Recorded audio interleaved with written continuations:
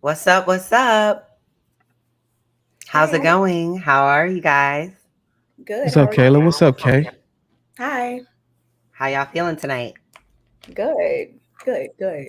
That's good. I'm glad to hear that. I'm really glad to hear that. Kayla, Yes. I see the collarbones out. You have a tube top. I'm I sure. do have a tube top. I forgot. You Can you can't see even it? see any. Do I look naked? Yes. Yeah, you look naked. Yeah. Okay. There you I'll go. make sure people can see the tube top. Baby Because girl. people be acting in the comments. I knew you had a shirt on. I was just saying, Yes, I do have a shirt on for those that need that information. Okay. But welcome to the show. Welcome to Kay and Kayla. How y'all feeling? Good. Make sure y'all get them likes up, thumbs up in the chat. Yeah. Let's get to it. This should be interesting. Um, It reminds me of another topic we've talked about, kind of, mhm. about like accountability. Remember when we talked about like how people just want random people to be held accountable for random things, like people that they don't even know? Right. So like this topic tonight kind of reminds me of that. Just kind of being too worried about someone or anyone, other people that have nothing to do with you at all.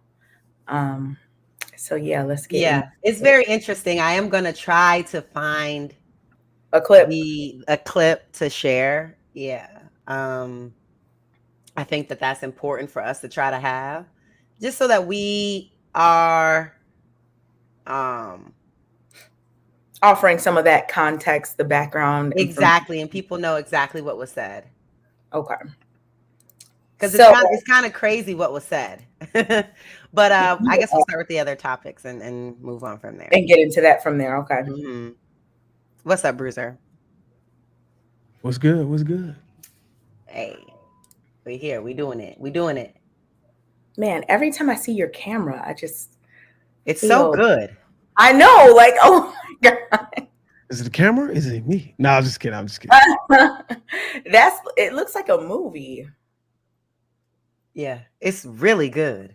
And I'm trying to think, what do I need to do to get my shit like that? Like, hold on, let me find out what I need to do to get my thing like that. What am I missing? For those that don't know, it is a Canon C70. That's the camera. That's right. You're using your camera where majority of us are using our computer cameras. But let me see. I don't know. Is it dirty? Kayla said, let me just wipe it off and see it. I was told that the MacBook, the M1 Max or whatever, or M1 Pro MacBook has a really good camera built in to the laptop. I have a MacBook, but I don't know which one. I got it like a year or so ago. I don't know. I mean, it's not bad, but like when you pull up, I'm like, okay, you have right. that. When you come, we're like, all right. So The sad thing about it is it doesn't really accurately show you your quality during the live stream. It like downgrades it. Y'all ever notice that? You're talking about when you play it back, like when we watch it on YouTube. Yeah.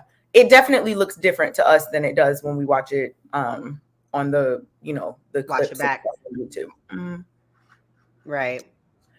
But this whole episode is going to be about just criticism and critique and people's feelings and venting, and how sometimes that can just not make any sense in certain situations. So let's start with let's just start with this. It's not even a question, but constructive criticism versus venting. So in my observation and experience, in certain spaces, people have a lot to say about a lot of different things as it relates to men or women or whatever. And to me, a lot of the time it sounds like venting versus like constructive criticism. So like, what are y'all's thoughts on that when we hear these conversations about what men should be doing or women should be doing, or not even should be doing, but just these critiques of what men are doing or what women are doing, and people are like, but I care about the community, and I'm like, this sounds like venting, which can have its place, but I think we have to understand that venting from an emotional standpoint, which is okay sometimes, if you do it respectfully, is different than like offering information or strategies for someone to improve. So like, have y'all ever seen that, or what are your thoughts on that? Yeah, I've seen it a lot, especially venting, because and unless it's, I think it's important to know the difference between the two. I would say venting is more like expressing an emotion, like you said, an emotion, and or someone had a problem, someone encountered an issue, and they need someone to talk to. But those people who are usually those people who are venting are not looking for a resolution. They're not looking for a fix. They just want someone to hear their cry.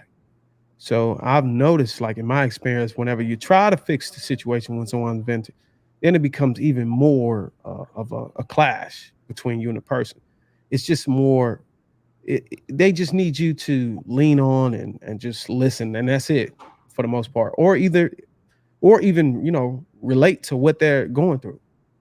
But as far as criticism, that's more like, okay, I don't approve of what you're doing. You know what I'm saying? But you know how people say constructive criticism, like I'm trying to tell you this so that you can fix it. Um, when you hear those vents, Bruiser, what do you think of that as it relates to like the guise of constructive, sorry, criticism? Like Well, people acting like their vents are so helpful. whenever you look at constructive criticism, a lot of times that means that someone is trying to not only tell you the truth about what's going on that they know that most people wouldn't Mhm. tell you. They're going to tell you what you need to hear instead of what you want to hear. And a lot of times when it comes to constructive criticism, it's Hmm. all about trying to make an improvement or trying to elevate you from the situation you in that most people or the general public wouldn't approve of, so to speak. Right. Right. Improvement and elevation, right? When you're giving constructive criticism, it's meant to help. So Right. Sarah, welcome. Right. Hey, We're talking about Sayeda, how are you? this whole constructive criticism versus venting situation. And I'm sure you've seen, in the YouTube space or any social media space where people are kind of letting off all their feelings and then being like, wait, I'm just saying this because I care, or I'm just saying this because I want things to change for the better. But sometimes there's a thin line between you just want to complain and get people on your side to reaffirm what you're saying. And you actually are trying to seek change. So, like in terms of things that you've seen, what are your thoughts on that?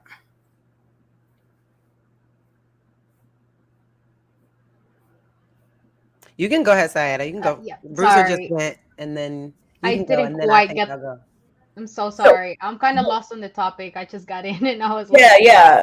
So we were talking about constructive criticism versus venting. Right. A lot of times people vent and act as if they're trying to come to a sort of solution when it's pretty clear that they're not. Because even if you start offering solutions, it's like, no, no, no. So when you hear that, uh, you know, some venting and people are saying that it's supposed to be constructive criticism or that they're saying these things only because they care. Like maybe they'll be criticizing a woman's weight and be like, I care about their health or whatever, but really they've offered no solutions. It's just all like, I don't like this, I don't like that. So yeah. like what do you have to say about that in these online spaces? Well, from a teacher's perspective, I believe that there is people that is just simply not open to feedback and they don't like to hear the truth. They don't like to hear, it's not criticism, it's just feedback. And when you're open to it, you just accept that, okay, that's an area of improvement or opportunity for me. And if you're not open to feedback, you just put excuses out there. You just make excuses and say, and that's what it is because you think that everybody has to accept you the way you are. And it's not that they're not accepting you. They obviously are accepting, but they're saying, hey, you could improve this. That's it. That's the way I see it. But some people, they're just close minded about it and they will just give you as many excuses as possible. Because I'm not saying that, for example, someone that has, problems with weight, um, if the person is okay with it, fine. But if you are trying a dress and then, or, checking out there to see, buy some clothes, and then you're, oh, I don't feel good with this dress, or like whatever, you're complaining about it. So if you're complaining about your weight and your health, then what are you doing to change that? If you're not even changing yourself, if you're not accepting yourself the way you are, then why are you complaining? So that's the sad part about it because people want you to accept it when they don't even accept themselves. And a lot of times, man, like this bleeds into the delivery. You know, a lot of people complain about how you deliver it. You know what I'm saying? When you're talking to somebody and you're receiving any criticism or something or any information, it can be positive, but the delivery can be off. And then a lot of times people focus on how it's delivered than the actual context or the information they're receiving. And that's just what society is shaping us to do. Society is Okay. shaping us to be more emotional. You know what I'm saying? More driven to each one's feelings. Because you got a lot of people that you don't know what they're going through in life. You know what I'm saying? You know from looking on the outside, but you don't know from looking on the inside. So therefore, everybody is, need to be tread carefully whenever you criticize people because you don't know what they're going through. So your delivery could be off, especially if you're military minded or you grew up with a lot of tough love from family and stuff. And then when you run into other people and you socialize, you could be looked at differently. You know, you could be saying the right things and it could be positive, you know what I'm saying? But it's just you got to be able to articulate it in a way that could they can resonate with, they can accept. Because if you tell me, hey man, your house is on fire, you need to get out, I'll get out. But if you tell me, man, your house is on fire, motherfucker, get your dumb ass out. But then now I got to get past all the insults before I actually react. You get what I'm saying? So Bruiser, do you think that people should be more careful when it comes to their delivery if they want their message to be received, I guess, received and acted upon in a certain way? depends on if you have a brand. If you got something to lose, then I advocate you do that. But if you got a lot of people that have a brand that don't require them to do that, so they can speak freely. You know what I'm saying? And They can say what they want on their mind. some And people's then brand is to do that. and Like, that's what I'm saying. Like it all depends on who we dealing with. Like a lot of times on like shows like this right here, in order to get a real response from people, you got to know what their occupation is. If you got somebody on your panel that's government that works for the government that got a clearance, a lot of times they're not going to be able to keep it 100 with you because then now they gotta be careful what they say. So it's all about who you're dealing with, man. Who was the guy that was it Aries Spears or whatever? wait, not yet. Oh, Wait. okay. I'm sorry. I just wanted to add, and I totally agree with that. When giving feedback, there is a technique. I think I mentioned it before. We call it sandwich technique when teaching or coaching. Yep. It's whatever the person is doing okay is the first things that you want to mention first. Hey, for example, if you're judging the cooking, I love this is my favorite plate. I love how you do this. I would like to, usually I do more salt on my food. Would you mind adding more salt? And then you appreciate their effort as well. So there's a big difference on the delivery and also has a lot to do with empathy because one thing is me just saying it and what if I was in that position of that person, how I would like to receive that message from that person. But we are not empathetic people. So At all. I don't think that we're empathetic oh at no. all. I think people don't even think about what other people would feel until it's them. Even if it's a situation that's like messed up, they still will be like, well, it's not me, and not really care until it really is them. Instead of thinking about, well, what if that was me? How would I feel? And so people who are empathetic, I feel, are often hurt because they're trying to understand how other people feel, but other people don't give a fuck how they feel. They don't care about what they're going through. They don't, you know what I mean? They don't make the same give the same grace that people give them. And so then that turns everybody into, for self. Because why be empathetic for others and not going to return it? So I definitely think that's something that we need to work on in our community. We all have similar stories. We all have similar experiences. And it doesn't make sense not to at least try. Kayla, in terms of certain feedback that like you've gotten, that I've gotten, in terms of like the podcasts that, the Thursday show and just general. I think that sometimes, like what you said, empathy is absolutely important, but I think that a lot of people turn it off and on based on how they feel about a person. whether or not that person has ever done anything to them at all. Like, there are people that would love to see you cry, Kayla, that would love to see me cry and be mad and upset, and we haven't even done anything to them. Like, I'm thinking about that show. Remember when the thing about my student was brought up and I got like emotional about it? And people were literally in the comments like, yes, she's a crybaby. And literally it's about like a child that passed away. So like, people are just, I don't even know. Like, I can't even describe, because even if I didn't care for somebody that much, even if I was not a person who likes someone in particular, I'm not going to find joy in someone else's like sadness or pain. Like, it was ridiculous. And that's what I was talking about on Thursday. I'm just like, y'all are saying all these things. What is y'all end goal? Are y'all really wishing for people to be lonely, unhappy by themselves? Like, why do y'all feel like it's okay to wish negative upon someone and then say, oh, well, I'm telling the truth, or, I'm saying something that's relevant, whatever. Even people I don't like. I was just talking about this about people on my show who I'm not on the same page with in certain things.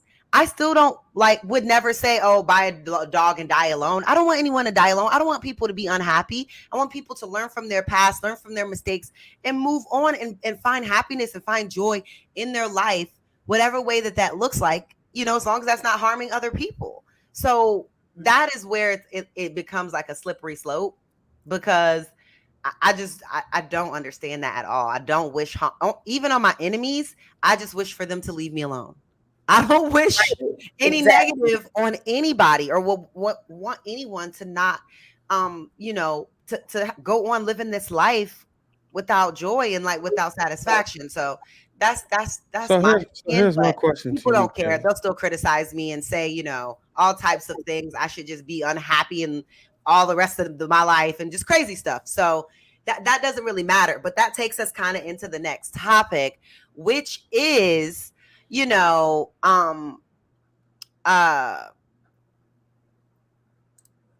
people highlighting their own insecurities when they criticize others? Because a lot of the time it's a projection. And a lot of time people are projecting their own insecurities, their own narrative onto you.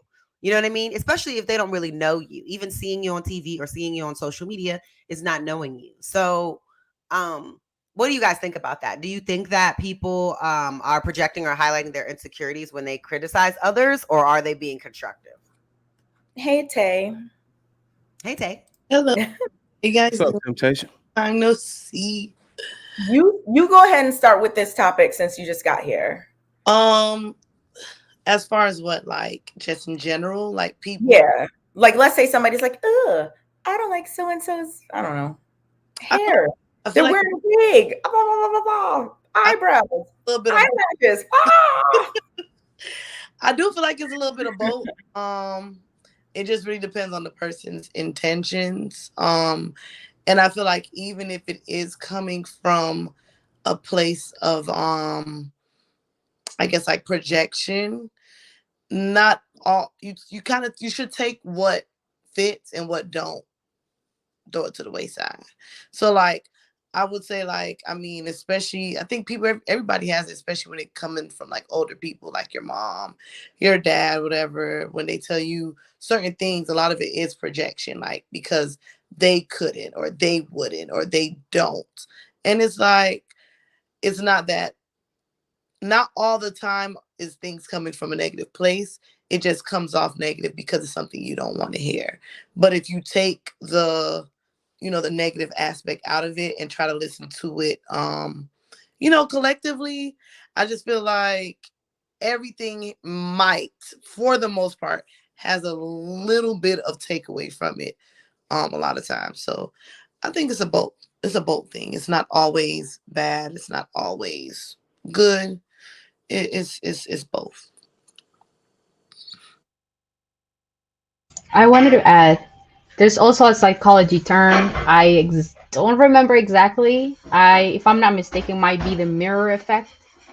That one explains the reason why when we are judging others, that says more about us than the other person, because what we see in other people are the areas that we don't like about ourselves. And then the things that we like are the things that we kind of like have in common. I really don't remember. I'll try to look it up, and I'll send it so you can share it.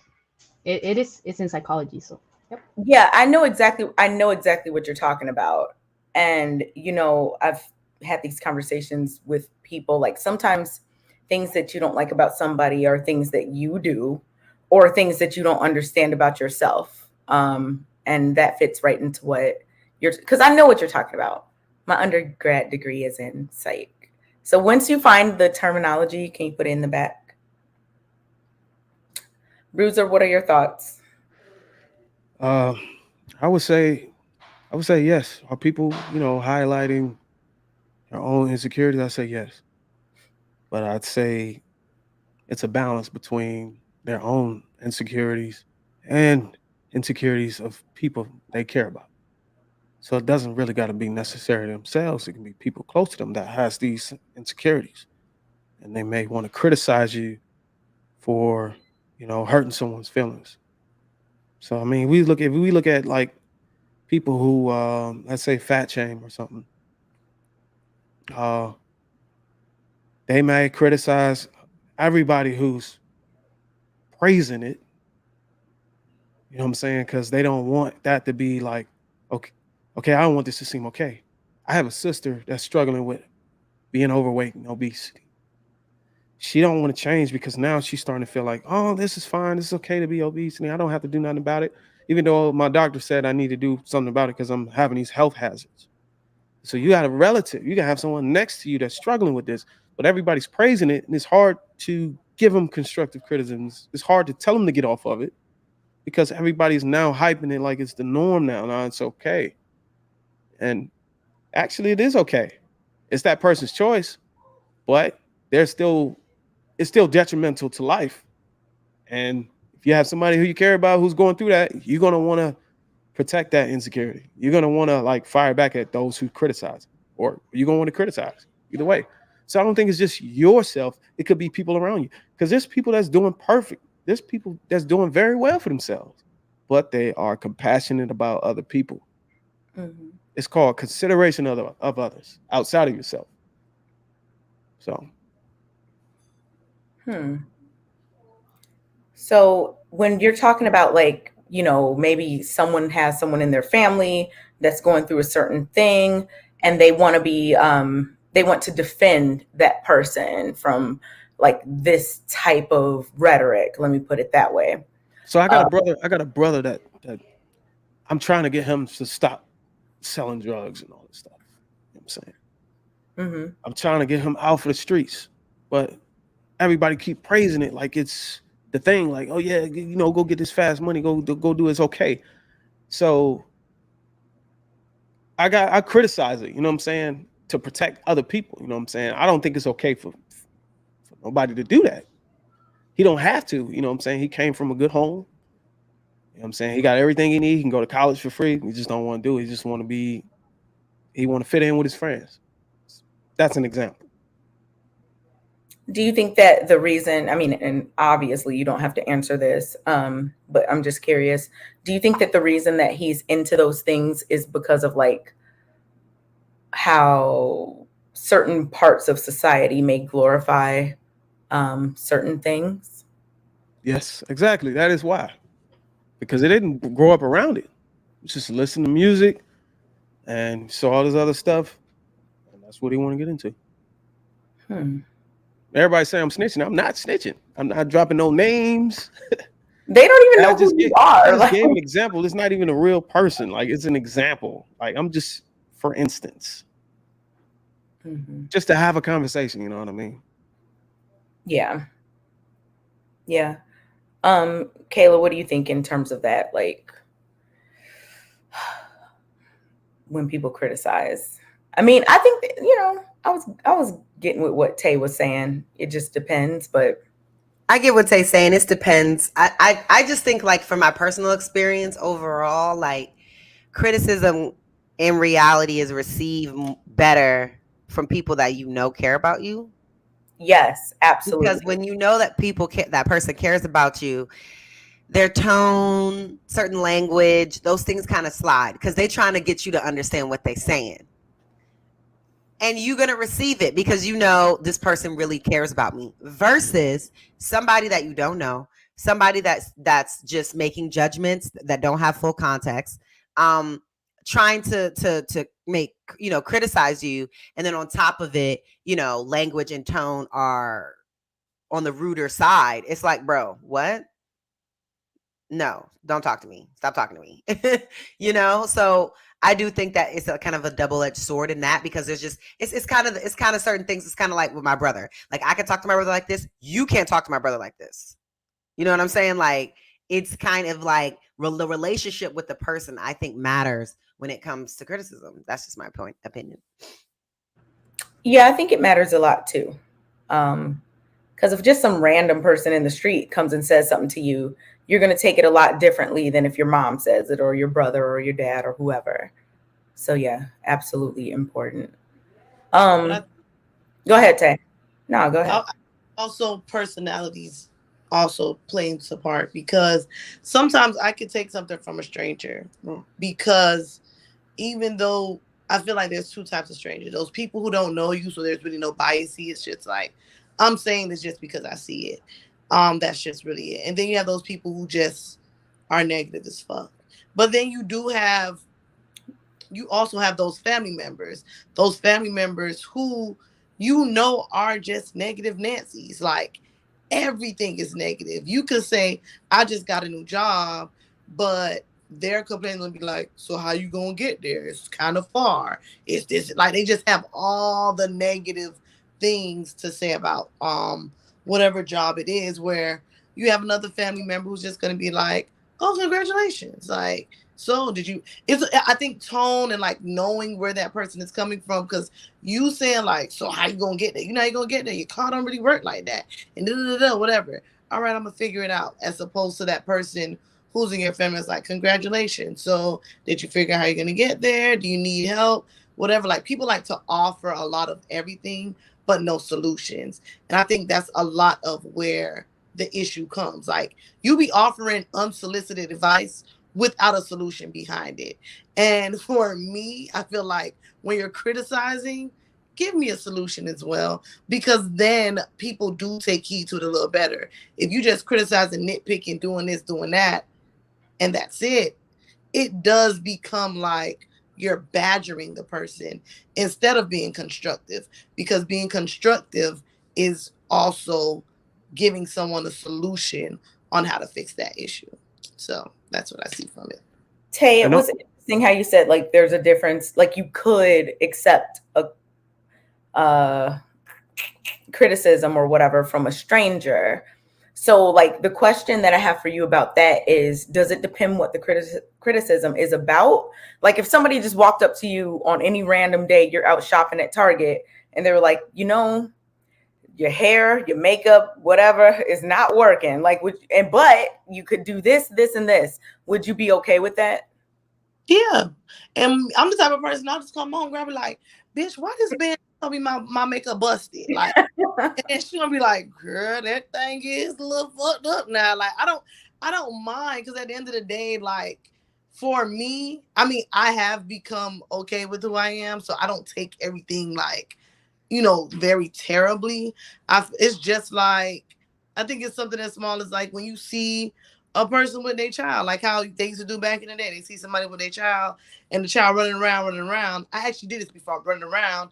And I remember the lady was like calling her son, screaming his name, Jaden, Jaden, Jaden.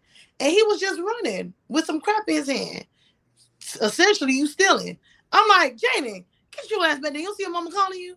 And I'm like, girl, you need to get that in check, because if he doing this now, as he get older, you ain't gonna be able to stop him a little later. But I feel like sometimes people know or can kind of sense or feel where it's coming from. Me personally, if I feel it, if I hear it, I mean, that shit might look a little fucked up. Sometimes you gotta hear it from a stranger to understand, like, yeah, ma, that ain't it. Like it ain't it at all. And I'm gonna call the person I know who gonna tell me the truth if that ain't it. Girl, what my makeup look like? Cause fool just said my shit busted. And if she say, girl, that purple eyeshadow is not working for you, should have blended a little bit and did it smoky, then I'd be like, all right, cool. And I do it all the time, no matter what it is. I call my friend, I'd be like, I like it, but I don't know what it's giving. Like it's giving what? And they gonna be honest. Like my mama always honest, but me and her also don't agree on fashion. So I know what she's saying is coming from an old school perspective, but she'd be like, I mean, it look all right, but I wouldn't wear that. That mean it look good, but sus, it ain't working for you. And that's all right. I'm fine with it. Kayla. I'd also like. Oh, go ahead, because I think you were about to say something. I'd also like to say that when you criticize somebody and they take offense to it, a lot of times whenever they don't want to change it, or they want to feel comfortable in their skin, or you know what I'm saying, they may be even lazy. It is an insecurity. It's most definitely an insecurity. Because that's why nowadays you gotta tell people, you gotta be nice to people just to keep a relationship with people. You know what I'm saying? You can't just tell people how you really. I don't like to be biased to women, but from my experience, especially women, man, you can't really like be open minded and free speech with them, because then now you become misogynist or whatever they call it. You know what I'm saying? You just want to be real and you want to actually make a change in what you want to say to women. But if you come off the wrong way, and if it's actually one of their insecurities, they get triggered and they want to criticize you in return. So Yeah. I think that criticism comes from people who want to see improvement for the most part. I don't think it's mostly to like put people down, but it's mostly to try to lift people up, to say, how can we make our counterparts better people? How can we make people more healthy, more financially disciplined, you know what I'm saying, more smarter, more outspoken, more, you know what I'm saying, emotionally free. We have to criticize each other. And then a lot of people that's close to you won't even do it. Like I always tell my brother, like, you got a lot of people in your that's telling you they proud of you, what you're doing, but you way behind, bro. These people who telling you they proud of you, they ain't worth shit. They're not worth shit. Because they should be telling you you need to work harder. You need to change what you're doing, and you need to move forward in what you're doing. Because what you're doing right now, you're settling, you know what I'm saying? And you got a higher potential than that. You're way behind. You're still asking all of your relatives for money. You know what I'm saying, you're living with your sister. Come on, man. You're older than me. You're 10 years older than me, and you're still asking me for bread. You don't have any kids. Like, you're way behind, bro. You doing drugs, you know what I'm saying? Come on, man. I'm not going Yeah. to tell you I'm proud of you, because the reason why I'm not going to tell you that is because I love and care for you. If I told you I was proud of you, I wouldn't give a shit about you. And those are the people that's telling you they're proud of you for the situation you're in. And they're using you for your money. Like that. Come on, man. We have to give each other constructive criticism. I think the issue is not the criticism. It's the issue is how you receive it and what do you do with the criticism. Yeah, it can hurt your feelings, but is it true? Does what you're doing need work? It may indeed do. So what do you do about it? You can tell people to dial it back. Like, look, dial it back. Lay off me a little bit, brother. But then you still gotta listen to what they're saying and see if it can apply to you, and see if the outcome, if you change, can be positive. That's true. And especially with that delivery, I feel like someone that really wants it to, they'll be like, okay, I got you, bro. You know? That's true, Kayla, because I know this. Listen to y'all. Listen, man. A lot of people know how y'all react. They've been around y'all for months out of time, talking in these spaces. They know how y'all gonna react. So me knowing that you're gonna react a certain way depending on how I deliver it, I can tell what I want. I can pretty much orchestrate how I want the argument to go. Right. If I want to come at you directly and aggressive and disrespectful, even though the way I'm coming to you might be a positive critique, it can end up in a huge argument that really don't get nowhere. So if I really know you and I really rock with you and fuck with you, I would dial it back a little bit and have a conversation, at a lower tone, just for the sake of, relation. We Right. cool. But you got people out there that they know you, they know your triggers, and they willing to test you. Go ahead, Sayeda. I know you raised your hand. Thank you. And yes, Kayla, that's exactly how it is, Zaira.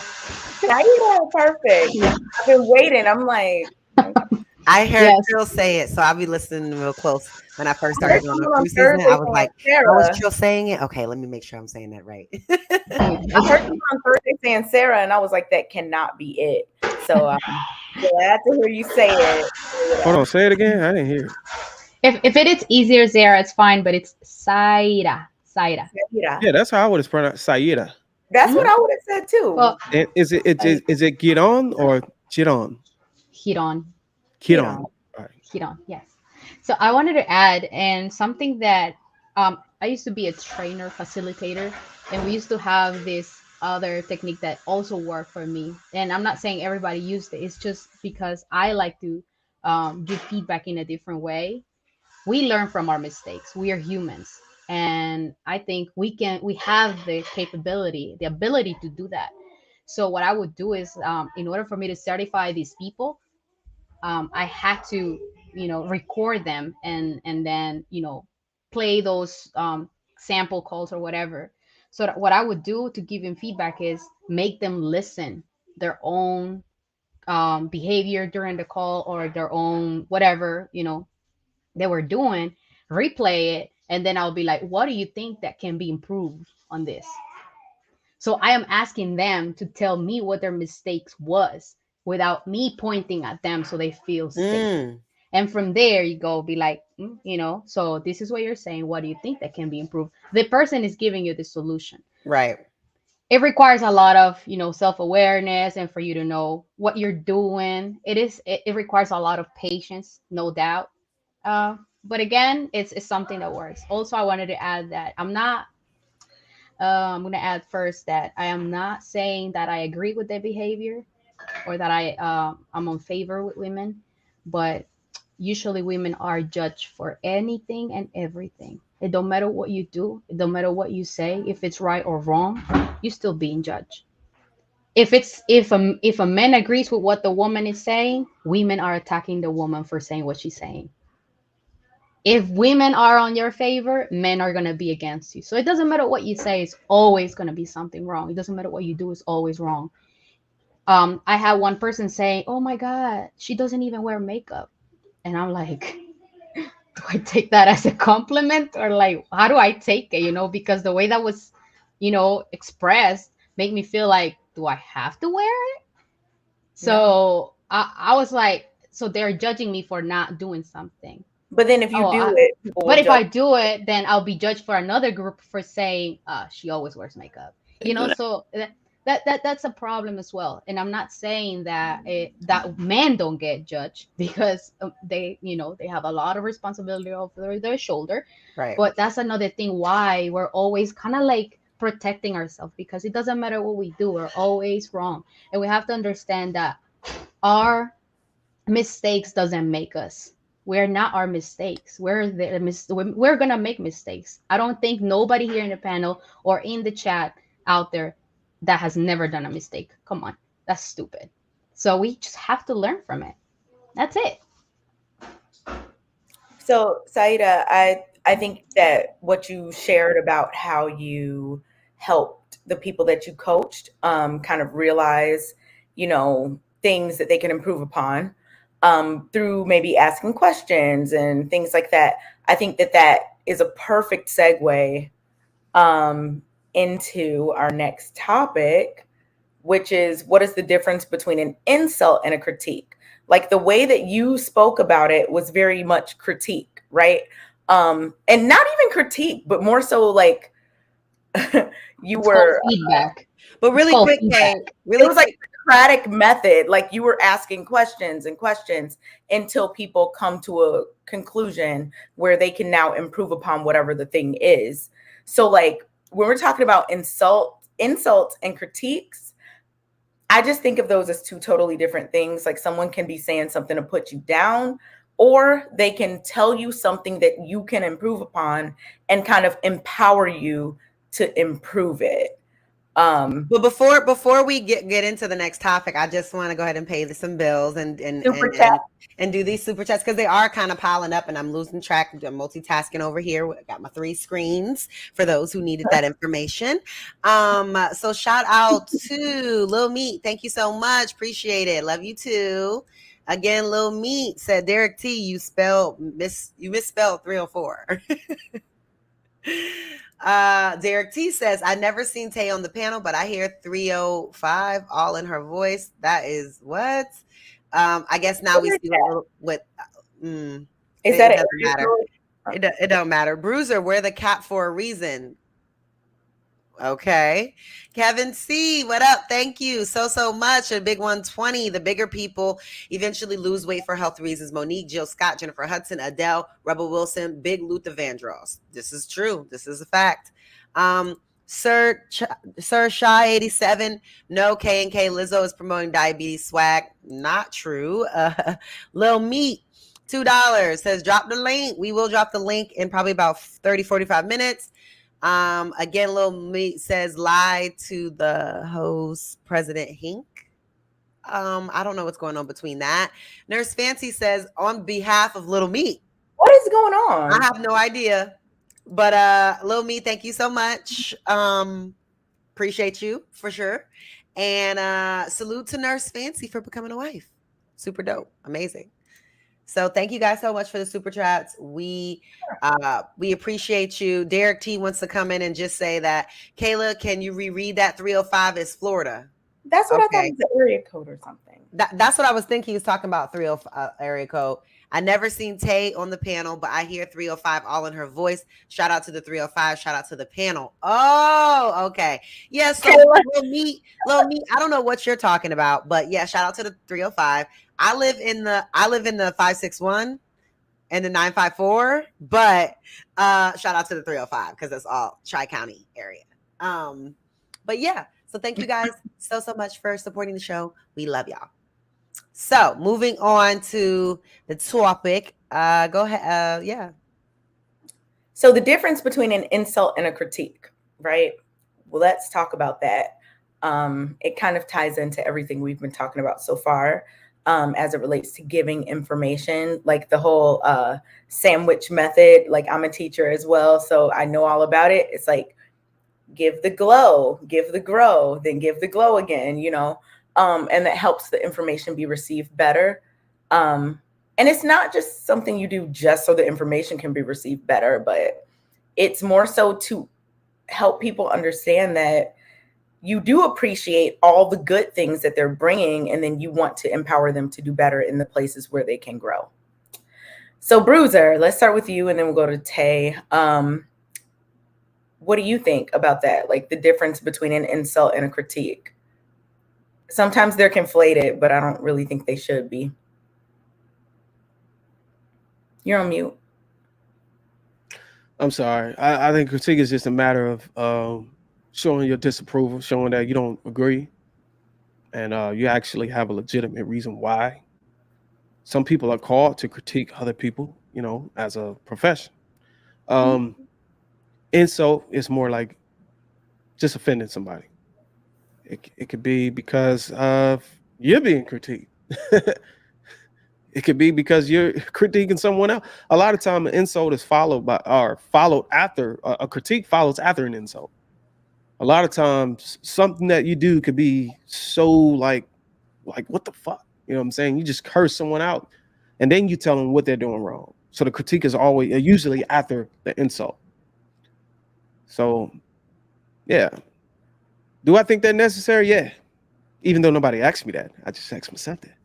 But yeah, I think it is. I think it's all necessary because you can critique someone and they can be so damn hard-headed that it takes for you to insult them just so they can learn. I got a lot of people that I know like that. They don't learn unless you really digging into them.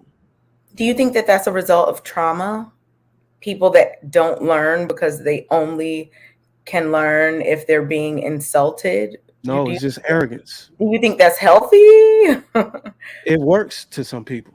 But I know that it could work for some people, but when you say that, I think about, kids and adults and like how people grow up. And if you can only learn when someone is yelling at you or insulting you or putting you down, it seems that there's some like deep-rooted trauma there, in my opinion and observation. I mean, again, that's the delivery thing. The delivery, you can be soft and calm. You could tell a kid or you could tell somebody, hey, get in the house, it's getting late. So softly. And so the delivery is perfect. And they don't fucking come in the house. Excuse my language. What do you tell them? Get your ass in the house before I beat the fuck out you. Oh, they go in the house. See, and Tay, I know we're coming to you next, but like, you know, as a person that, deals with children on a daily basis, I think about this a lot. It has to be, consistency has to be there. If you're not consistent with doing certain things, then maybe yelling is the only thing that works for you. But if you're consistent with boundaries and rules and talking to people about what and why and all these different things, wouldn't you say that like the need for like yelling outside of, dangerous situations would be lowered? Do I think that it'll be lowered? Like the need for that. Like if let's say you work long hours and you come home and you don't really have all this time to spend, with your kid, teaching them certain things and all of that. Do you think that if you did have more time and you had the tools and, everything necessary, it was a perfect vacuum situation, do you think that the need for yelling and hitting and whatnot would be lower? Hell yeah. That's actually perfect. Exactly. If you had it, like if you working and you got to, if you don't have time, a lot of times you're gonna get straight to the point. Like, get the fuck out of my face. Get your ass in the shower. Get ready for school.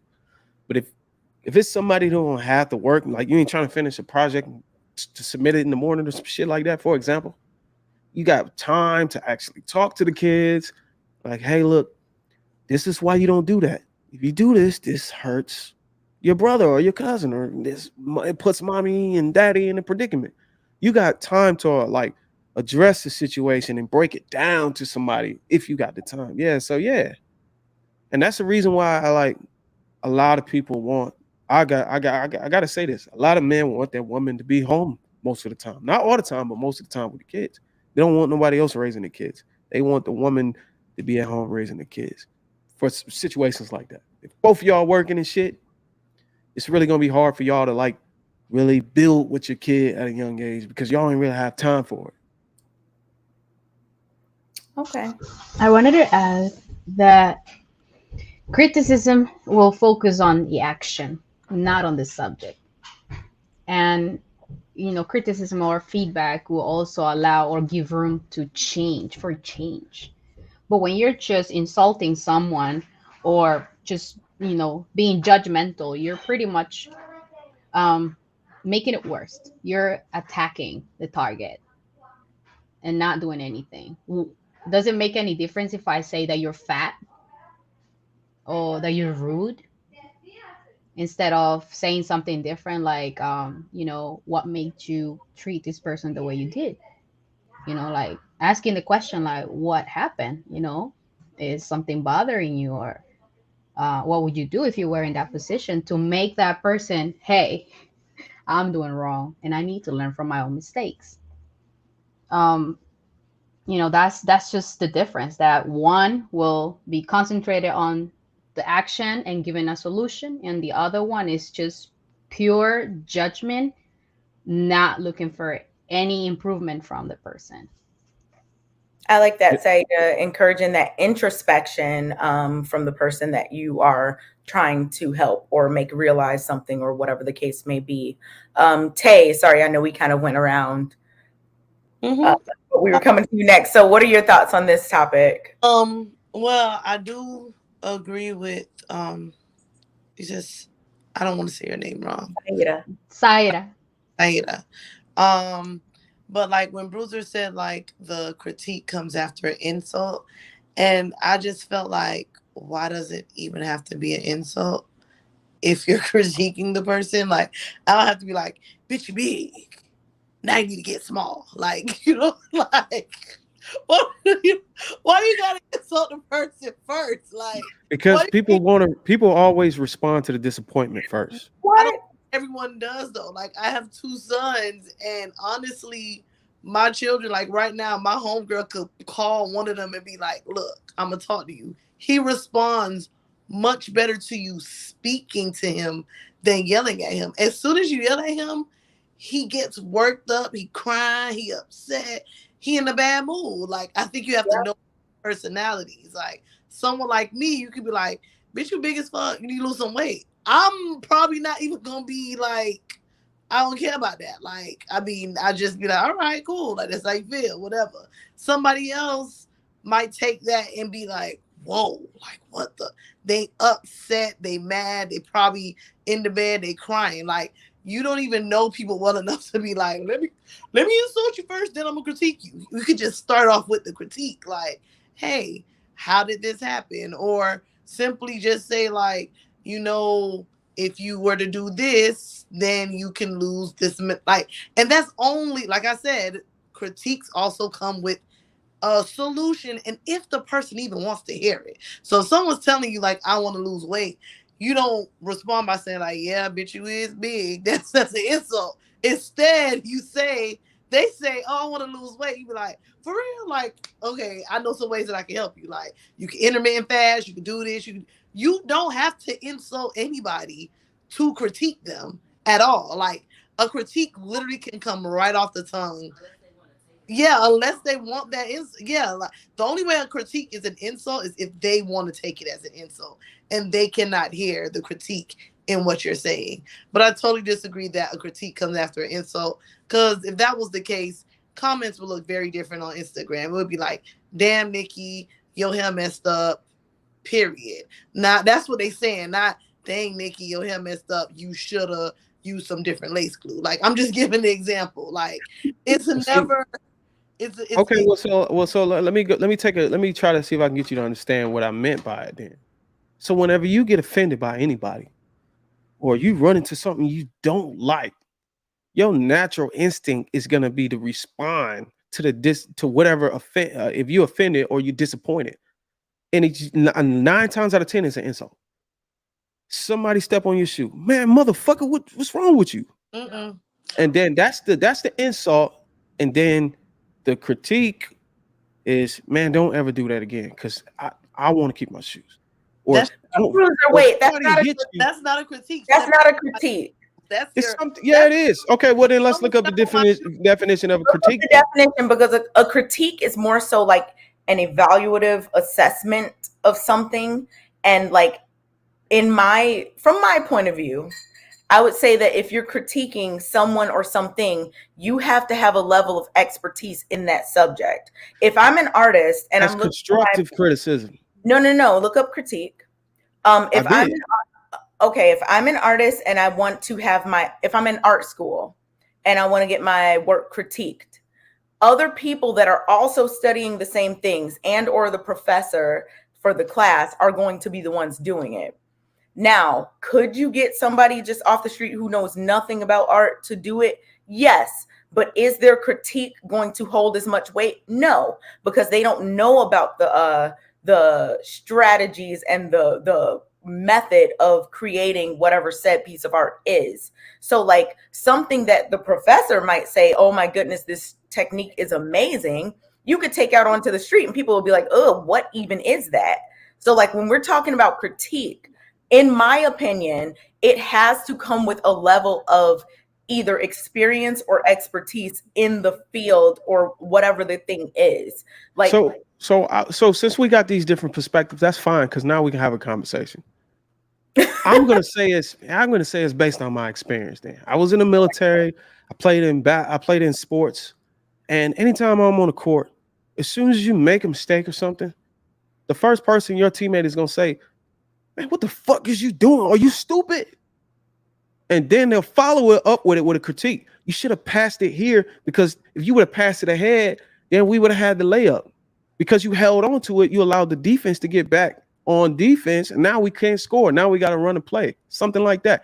It's Right, always the insult. Hold on, the insult always comes as a natural response to something that just is a shock factor.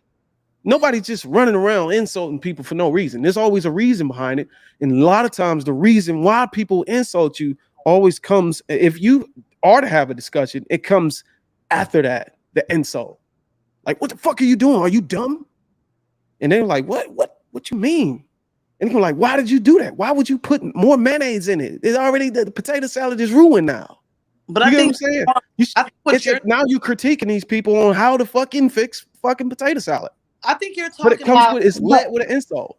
I think you're talking about how people respond to things at that time. Like you said, if they put too much mayo, like are you putting too much? That's why but, whenever I I said it's often the insult is often led, and then a critique after that is often brought afterwards. Sound like you're talking about is people who don't really know each other, or even if they do, it's a very situational thing, like stepping on a shoe, made a mistake and bumped me, and then you bump the person and be like, damn, what the fuck, you just bumped me, bitch, you supposed to say excuse me. Like that's the critique after insulting them. But these are like situational things that you're talking about. Those are more like reactions. Yeah, reactions versus an analysis of what you've done. So that's why I said critique alone. You know, if you're just critiquing somebody alone, it's most of the time it's constructive. Most of the time, somebody disapproves of something you're doing and they just trying to empower you. But we still got to address insult. Where does insults come from? Bruiser, does it depend on the level of familiarity? Like, do you feel the same way if these are people that you don't know? I know you mentioned like basketball people and the army and like places where you knew the people. Do you view it the same way? Like if you were out, and about and something was going on and somebody insulted you first and then told you that you needed to fix, I don't know, whatever, would you be okay with that?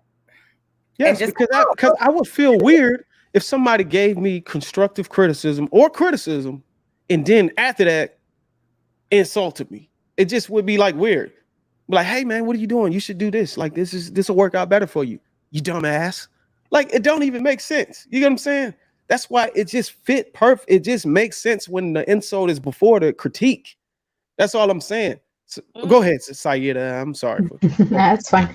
So don't you think that when someone overreacts to an action, don't you think that says more about that person overreacting than the one that needs the feedback? Because in my case, if someone does something like that to me and or I make a mistake, let's put it that way. If I make a mistake and that person comes with an attitude and insults me first, I will not go back with an insult to try to defend myself. I'll be like, don't you think that there's better ways to say what you just said? Because it's always the same thing. Here, for example, when someone is not being polite to you, the best way to kill that person is to remain polite. You are setting the tone for everything. There's no need for me to get violent. There's no need for me to get aggressive or to start yelling. No, I'm not. And I was told by my grandmother, if you have nothing positive to say about someone, you better not say anything. So before you say something negative about someone, make sure that you say and keep in mind what the positive thing about that person is. That's something that I kept in mind. But we're not like that. Not all humans are like that. It's very hard. And definitely, I remember my dad one time, he was telling my brother, like, I don't know, he's very distracted. So my dad overreacted like that. And I'm like, why do you talk to him like that? Like there's no need. He's not going to understand, because I don't think that nobody in this room likes to be yelled at. Even if you say that's just working under pressure, that's different. Some people might need some pressure. That's totally different. Working under pressure, I need you to push me harder. I need you to like tell right. what you're doing. It's different than you yelling at me. I don't work like that. No, don't even. But it just depends on the person, because I spoke about this, I think, on our show on Thursday, or I think it was the week before with Mr. Let Go. And I was saying how my mom talked about how she parented me and my brother differently. Like my brother needed that. He needed that like antagonistic kind of yelling at you and like, laying into you hard, type of criticism for him to be like, man, you know what? I need to prove her wrong. You know what I mean? Like, that's not me. And that would motivate him versus me. Like, that didn't work with me. Don't be yelling at me. Don't talk to me crazy. I don't like that. I'm more so get triggered by emotion. So my mom would be like, Kayla, I'm just really disappointed in you because I know you can do better. That kind of shit will make me be like, oh, fuck. Okay, I got to figure this out. I got to do this. But you yelling at me, I'm like, no, now we're arguing, So each person has, when it comes to people, each person has their different things. So when you care about someone, I feel like you take the time to understand that and then you tailor your approach versus people that are talking to strangers. They don't know you. They don't even care. They're just doing what they think is best. And I only think that works in certain instances, say the military, sports, politics. You know what I'm saying? That's just what I think, though.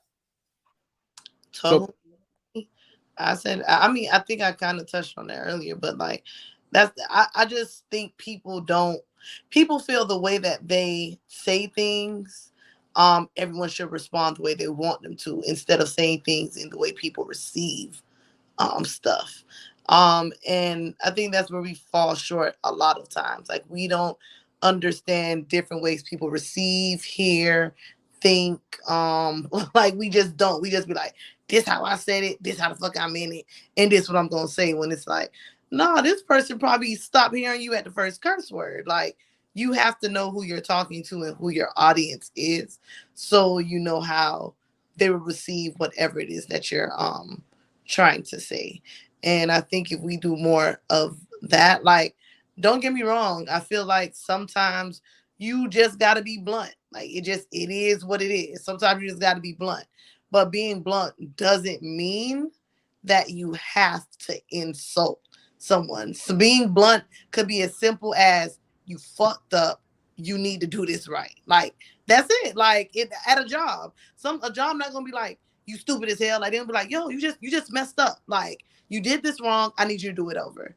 That's a critique. But I'm also being very direct.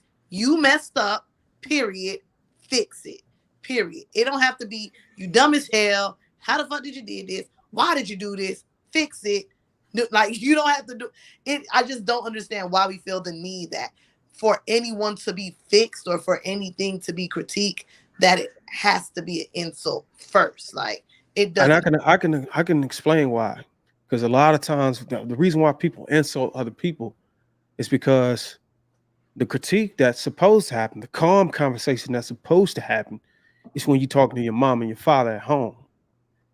And a lot of times these insults are directed towards people who know goddamn better, or they should know better. So now that these people that's hurling out these insults, they're like, man, you fucking know better. So they're gonna insult you. You should have learned that at home. What who raised you? You know what I'm saying? So they're not gonna come at you in because a lot of times you can tell somebody something, you can be calm with somebody, but a lot of times it's like they already know.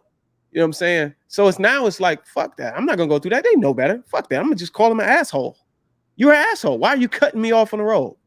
You know what I'm saying? And it's the environment you live in. Like, what is the common goal of society? The common goal of society don't it kind of push away insults. Like, if you in the military, the common goal of the military is for everybody to survive and get the mission done. So insults are warranted there. They're more received. Get your fat ass up, go do PT, or you're gonna get everybody killed because you're not physically fit. So it's acceptable in that environment. But this environment you're in the real world, the society is just shaping everybody to just the goals are to make sure everybody feel comfortable in their own skin and to give everybody equal rights, to look at everybody's sexual preference equally, you know what I'm saying? And everybody can have a happy hula. That's the common goal. So you got to know what. Go ahead. I think what I said, though, the only reason I'm saying this is because, like, even when you said, like, someone cut you off, you're a fucking asshole. Like, you keep talking about reactions to someone's actions. And what I'm saying is, I'll give you a perfect example. I'm teaching, right? And I showed a video. The video, someone said something about God in the video. The lady didn't come to me and say, like, girl, you stupid as hell. Like, she was like, look, I know the video was intended to do something else. However, it had God in it. So before you show any videos, try to preface it or look at it and see what's going on because some children or parents may not agree with it. That was a critique. She didn't have to insult me at all. It has nothing to do with peaches and creams. Like, you do not have to call So somebody. I think the problem between me and you is we're trying to argue whether an assault should be necessary or not. I'm not But arguing that with you. I, I was only arguing the fact that I've never seen or I've rarely seen an insult followed up after a critique. That's why I said oftentimes when somebody insults you, what followed is a critique. The reason why, or the reason why they try to justify why they insulted you in the first place. I'm not saying that it is justified to insult anybody. Yeah, I think everybody should be polite. Well, I do also know that there are certain people that don't learn from just being polite. Sometimes you got to be a fucking hard case on them. I have cousins and brothers that are like that. You can sweet talk them all you want. A lot of men, you can sweet talk them all you want. But that's another reason why a young boy needs a father in his life to give him that tough love. Because a lot of women are babying these kids and they're growing up being pussies. So you need a man to come out there and you know, hit them across the chest. Like, you know, tighten the hell up. You know, you need that. You know what I'm saying? In certain cases, but it's a case by case situation. Yeah, because Saida, I okay. am going to disagree with this. I'm not saying it's right or wrong. I'm not saying that you don't need a father. I don't ever recall my grandfather insulting my dad. Never. Never. It's way different the words they use. And I was gonna say you say you were in the military and you said that this is accepted in that environment. Does that mean that it's okay when these people leave the military with trauma Exactly. and complaining, oh, I was treated this way? Exactly. It didn't make you better. You just had to do what you had to do because you're already there. Like you have no option. Either you give up to the No, benefits or no, that's whatever you not have. true. It actually does make you better. It makes you a more disciplined person. It gives you a That's bearing that yeah, no one else so can get unless they actually go through what you went through. I agree. So But that's people that learn the hard way because in Japan, a totally different culture, they don't need to go through that. They are the most disciplined people in the world, and they don't have to go through the harsh. So that's what Exactly. I'm saying. But and let me add to this. I don't go through the comments a lot, but I read that one said one person said that oh, I didn't even grow up in the culture, and I am making the conversation different. But that's because does me growing up in your culture make me better or worse? No, it's just different. And you can learn from other cultures. But we just think that, oh no, this is the way I am. This is the way I am. We don't accept feedback. You're concentrated on the problem and you want to keep talking about the problem without bringing any solutions. so Yep. So so I when could you I can made the say the comparison, same you said it don't happen in Japan. What do you mean? Like, what do you mean by that? It don't happen in Japan? Asia, Asian people are like the most disciplined people in the world. Like they from scratch, they are like that. You can only see that when you actually know a person from there. Like you actually are able to see those things.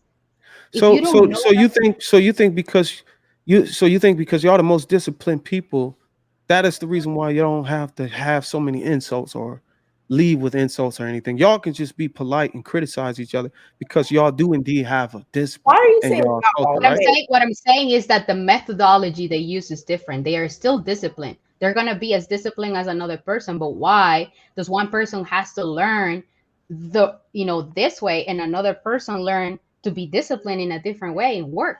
That doesn't mean Because that this way because or this methodology is bad.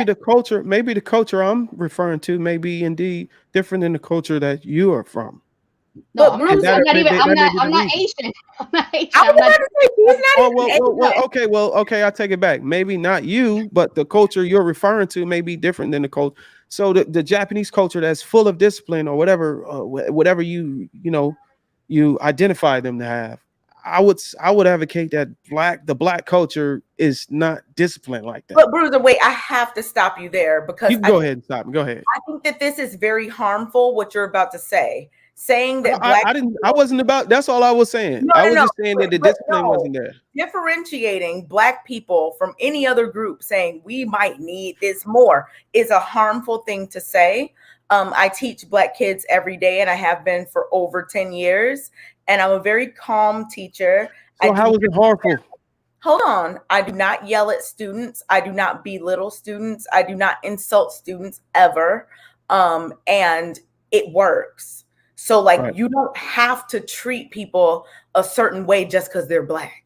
Like we got to get past that. I think y'all reshaping the narrative, and y'all painting me to be, or painting my narrative to be something that it's not really is. You know what I'm saying? I No, think we I taking think it it out was of a context. misunderstanding.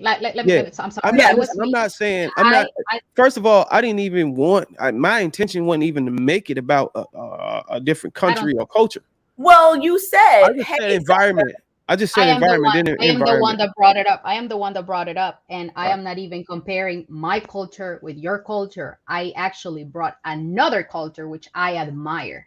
you were just making a So general. Okay. I admire them.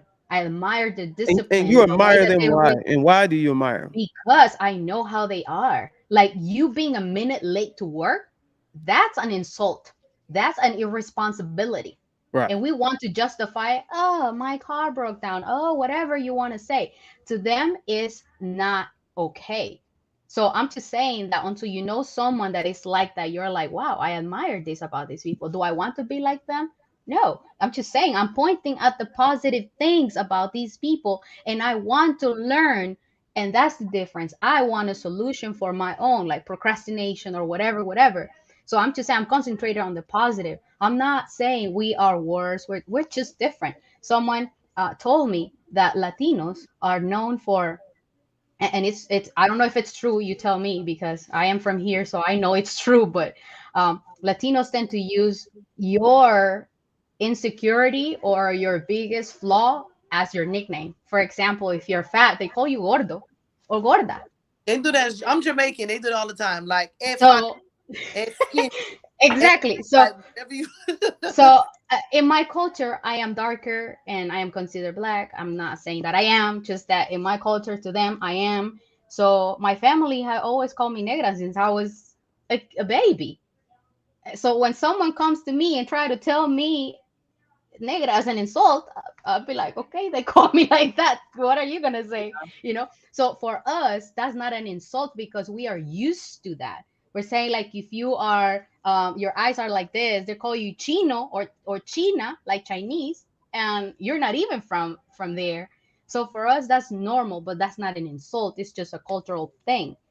That's what I'm saying. Like I'm comparing cultures right now, but the different, and I'm not saying, in a specific race, cultures, because at the end of the day, you are in the United States. A lot of people there, different cultures, but in a way are mixed and, have a little bit of everything.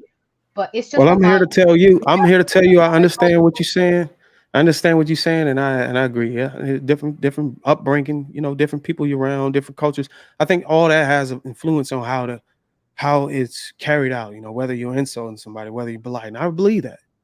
But Well, the, but because Saida, I definitely identify with what you're saying. My dad is Nigerian. Like it's a totally different, like the way that people even communicate things that people in America would think are insulting or, oh my goodness, that's so rude. Like it's just a regular thing. And I think that goes for a lot of different cultures around the world. But when we are here in America, like, talking about certain things or whatever, it's like if I go to, I don't know, whatever country, I'm going to follow whatever it is that is considered respectful there, right? Even if it's different here, like I'm not going to be like, well, I do this in the United States and I'm not going to do that. Like I would never do that personally. So like when we're talking about different cultures, I get what you're saying because things are definitely different. I think the threshold in America is a lot I don't want to say lower, but it's just a lot different than many people across the globe that are used to certain things. Like you said, Saida, like certain insecurities might be pointed out and it just becomes like something that's just is whatever. Like people aren't even hurt by it. It's just a thing that people say. yeah. So like what I was trying to say is from where the reason why I say it's based on your environment and your culture and all that has an influence on how you operate, how you communicate with each other. It does. I mean, we'd be remiss if it did, because like where I came from, I mean, if I grew up in the ghetto or if I grew up in a low income neighborhood, people on the outside looking in are gonna just assume that I'm a thug, and that's happened a lot. And that's just the country I live in. You know what I'm saying? Nick, they use the word N-word a lot. You know what I'm saying? Years and years, you know what I'm saying? Throughout generations. It's just the environment you live in. And you just gotta, I'm not gonna say you gotta expect it, but you gotta recognize it and you gotta be able to resonate with it. Like, why am I being called a thug? You know what I'm saying? Because I live on this block, this neighborhood, where there's a lot of drug trafficking and a lot of, crime. You know what I'm saying? And I wear my clothes the same way everybody else wear my clothes. So now I'm a thug and I'm the same skin color.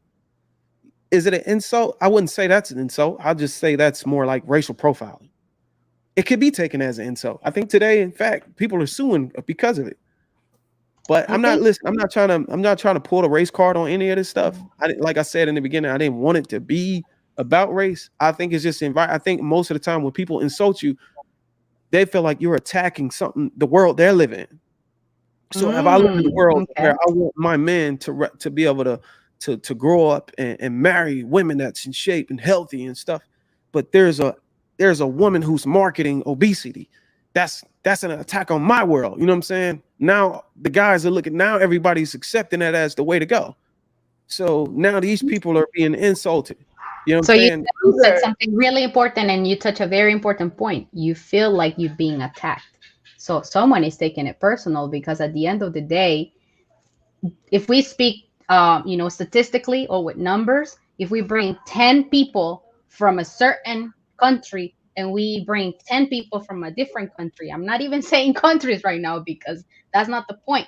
What I'm saying is that if 9 of those people or 10 of these people are going to be more disciplined, and here I'm not even going to get one out of them, this side is more disciplined than this side. Simple as that. That's a fact. Is that social infrastructure? I'm not saying that there's no disciplined people here. I'm just saying most likely they are, it's in them because they are raised like that. And that's a big difference. It's not attacking no one. It's just about learning about other people, what the positive things that you can learn about other people, not taking anything personal, because at the end of the day, if we feel like, and if we concentrate on what we feel like, oh, they're attacking me immediately, or I'm victimizing myself or whatever, just protecting something, and it's not even what people is trying to say. Okay, so let me rephrase it, because I think when you say that social infrastructure that's there, like it's not like a vacuum. It's not like everyone's going to be the same no matter where they go. If you're in a certain culture, or you're in a certain family even, or a certain school, or whatever the group may be, and certain things are in place, you may have more discipline and a different outcome. Like it'll be more likely.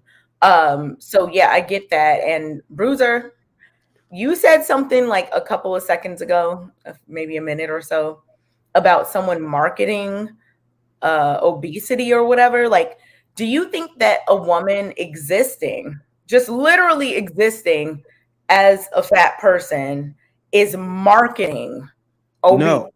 No. Okay, whenever you have a concert and everybody on the stage is obese, I would anticipate, or I would perceive that as a way of more. If you have a TV show with nothing but gay people, nothing against gay people, I would perceive that as marketing that type of lifestyle. My goodness. First of all, the vast majority of people on TV are not overweight. And the vast listen, that's not what I'm saying though. So like Lizzo had what was it, BET Awards? I think she came out on the stage with let's get a couple of facts straight before we go in on a false premise. Most people on TV are not overweight, and most people on TV are not. I didn't say you did. I'm just trying to set, some parameters, like just say something. Most people on TV are not overweight, and most people on TV are not part of the LGBTQIA plus community that we know of. Never said that either. I didn't say you did, but you brought up those 2 examples as if. So I just wanted to make sure we started there. Oh, okay. So now can I continue? Wait, Bruce. Wait. Okay. I have a specific question for you. I asked about the whole like marketing of obesity, and you talked about if everyone at the concert, like let's use Lizzo because she does that. Like she'll have a concert and she'll have women who are mid-sized or, you know, whatever, overweight, whatever. She has a range of women. They're not all mid-size or, you know, bigger or small. They're just different types of women. And do you think that that's a problem, to have representation of different types of women that actually exist in the world? Do I think it's a problem? No, but to other people, it may be a problem. So, like, for example, let's see if we can align it to certain stuff, historical events. So, women's right. A lot of men and some women felt like there was an attack on the world that they live in, the nifty little comforting world they live in, to have women marching with signs saying, hey, we want to have equal rights, we want to have equal employment, pay, and all this other stuff. That was an attack on their world. So there was an insults to these people, the LGBT community. That was an attack on people who were heterosexual. You know what I'm saying? It's an attack. And I'm not saying it's an attack like, oh, they're attacking you. They're attacking the lifestyle that you want to see in the world you live in. You get what I'm saying? So these people feel like their world or their environment is under attack because now all this stuff is coming in, it's being infiltrated. And it's not in a negative way, and it's negative too. It's just trying to draw understanding. And if you want to go back even further, Black people having freedom was an attack on white people. It was an attack on their world, the world they live in. They didn't want that. They wanted these people to be 3/5 of a human being. Now that these people be whole, a full citizen, now that's an attack on our world. So now we have to fight for it. You know what I'm saying? Now we got to take back our insults. So a lot of times when you insult people, you insult people in a way that you don't want to see things change. You don't want to see this marketed. You know what I'm saying? Now you're marketing women having equal rights. We don't want that. Or we don't want everybody to feel like, oh, they can be comfortable and be obese. We want people to remain healthy. You know what I'm saying? It's an attack on a lifestyle that I want to see around me and I want to see people having. So that's what I meant by attack. Not me personally or my insecurities. Like I said earlier, a lot of people criticize people and they try to protect other people's insecurities, not necessarily theirs. You know, people around them. And it's like a pushback on whatever Yeah, so like you marketing this, man, I'm not good. Like even like rappers killing other people. We don't see like Kid Rock and goddamn Korn or any of these rock stars shooting each other up, but we see a lot of hip hop artists shooting each other up. Well, first of all, Kid Rock and Korn. Well, has Korn come out with a new album lately? I like Korn. I think they broke up years ago. Right. I'm just saying. No, that wasn't. Was that Creed or I don't know if that was Creed or Korn. I was just wondering why you were bringing like people from so long ago. I mean, and literally, I listened to Korn on the way to work today. Like I listened to Follow the Leader. I only listen to rock when every time I play Call of Duty. It's just I gotta have rock. I gotta have either rock or alternative. I love Korn, but it's Korn. Does anybody get that? Anyway. Does anybody watch TikTok? Anyway, Freak on the leash. Freak on the leash. I love the Freak on the leash. Yes. Something takes a part of me. Okay, but yeah. So, Bruiser, I'm trying to understand what you're saying. So basically, like the pushback from whatever the norm was is seen as an attack. Like if on TV most women were a size 2 to 4. And then now suddenly you got women that are size 10 to 14 or whatever. It seems like an attack in your eyes. Is that the concept you're saying? Yes, it is. I think over 10 years, or 10 or 15 years, the average weight of the woman in a dating arena went up from, I think, 155 to 170 now today. So a lot of men don't want that in a dating arena. They want to be able to go into an arena where women are healthier and they're less weight. So now we gotta be careful with who we choose. Now we gotta it's more work to do. You get what I'm saying? And then on top of that, you can't tell people how you really feel because we live in a world where they get offended. Now you get demonized for being real. You know what I'm saying? They just cancel. I think they just cancel Andrew Tate from being real. Not saying I agree with anything he say, but I'm just saying like you can't have a free. They say the First Amendment, but I think the First Amendment is like it's some bullshit. So hey, I know you want to get in here. I'm gonna segue to the next topic, and I'm sure Tay that whatever you were about to say fits right in with what the next topic is. because Bruiser, like, this goes right into it. So sure, people can say whatever they want, whatever, but like all this criticism for people that like, for random women that have nothing to do with you, in my eyes, is very strange. When there are plenty of women, children, men, different people around you that I'm sure would love that amount of attention from you. And I'm not saying you, Bruiser, I'm saying just in general.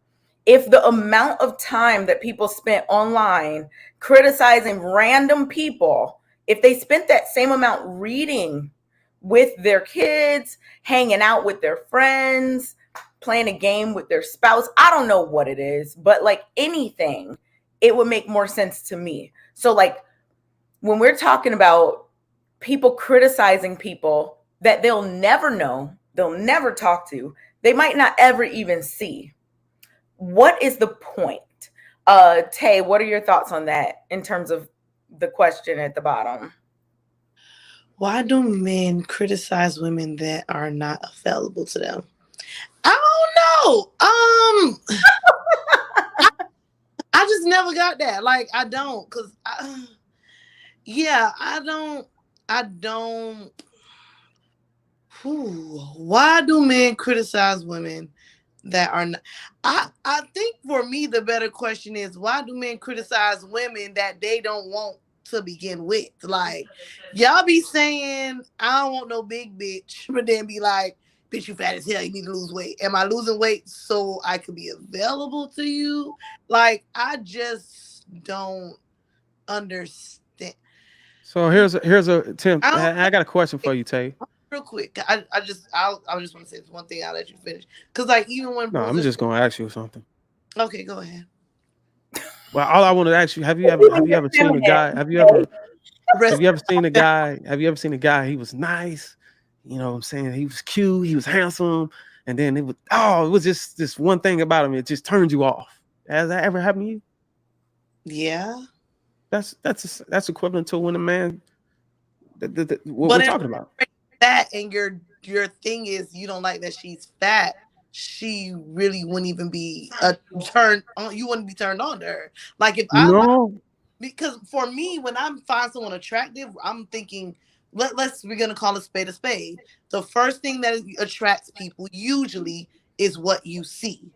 And you guys are openly telling us about all the obese bitches in the world that you don't like. So if you see all these obese people, why is she even a factor? If you say, or if you're openly saying, I'm not attracted to people over 180 or whatever the case may be. So you're saying that this person is pretty, she has all this stuff going for her. Her only problem is she's fat.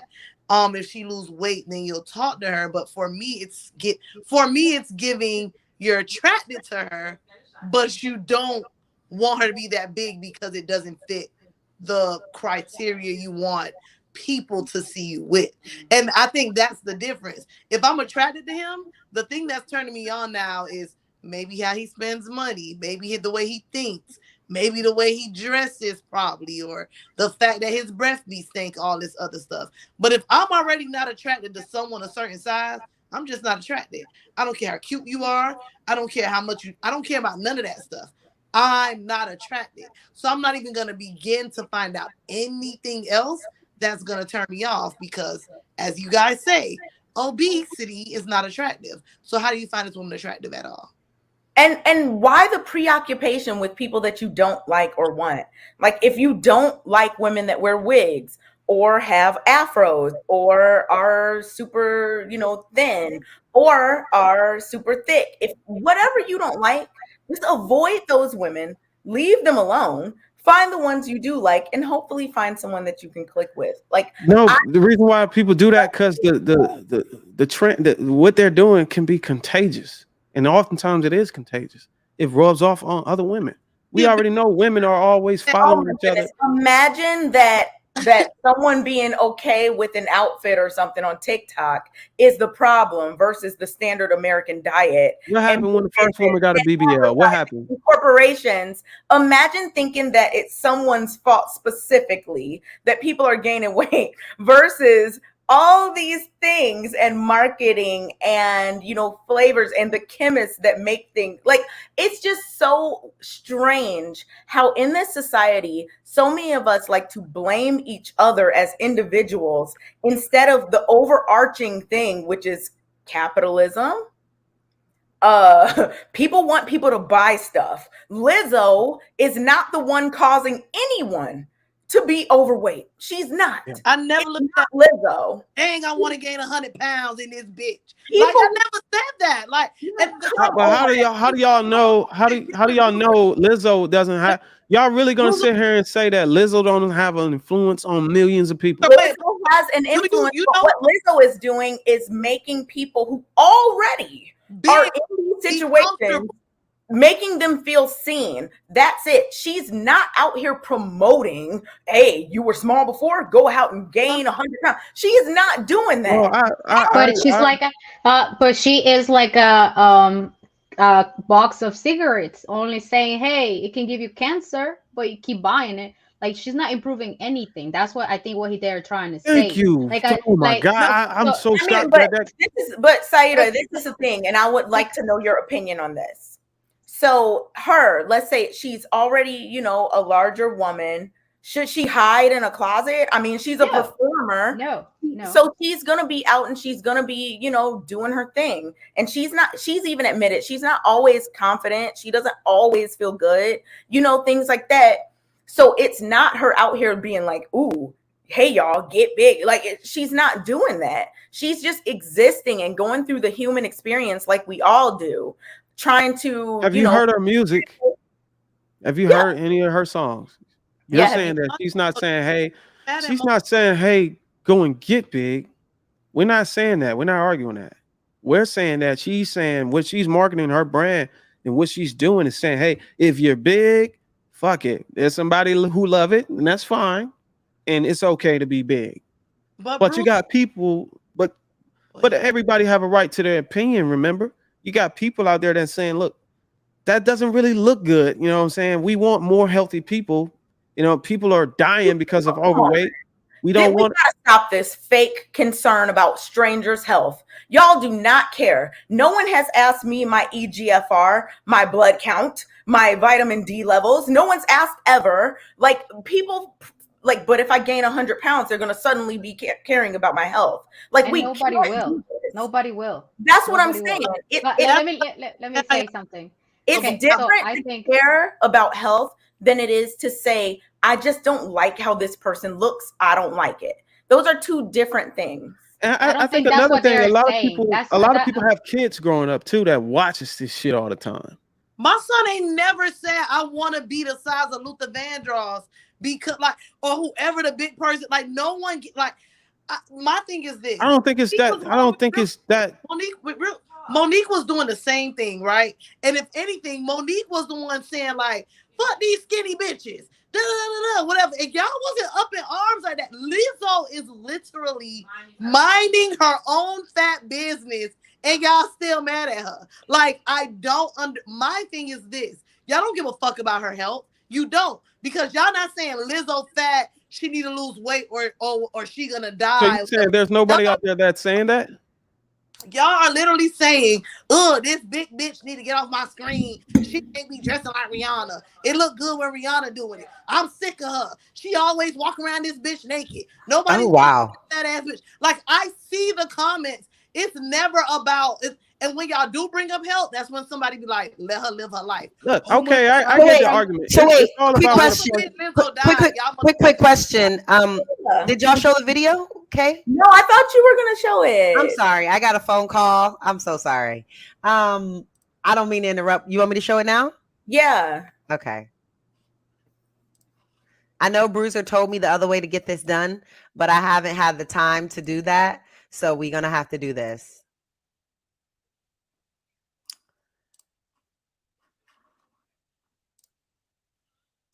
Responds to backlash after making jokes about Lizzo. Yo, what up, your boy Aries Spears? I had to put the Yankee on for this. Oh, wait, hold on. Let me make sure I can get the actual, what he actually said. I thought that was going to show what he said. Hold on. That was him. His Can I ask a question? And he I haven't. Can I ask a question? But it's okay for you to return the insult. Can I Wow. ask a You question? fat as fuck talking about somebody else being fat. Like Wow. Oh. Look at the hypocrisy. What you gonna say that's about that, Kay? hypocrisy being big as hell. Talking about somebody being big as hell. That's Okay, here we hypocrisy. go. Here we go. Here we go. Somebody that actually make good music, man. Lizzo. Lizzo? Yeah, bro. Have you heard her shit, yo? Like as a songwriter, yo. I can't get past the fact that she looks like the shit emoji. He's a comedian. Of course he's gonna have a good punchline. Hold on, Bruiser. Let people hear. Pretty face. Mute up, please. But she keeps showing her body off, nigga. Like, come on, man. Come on, yo. I'm sorry, listen, I ain't the most in shape nigga in the world, but I still, you know, when you funny and you got swagger and confidence and you decent looking, I think I'm at least handsome, you get pussy.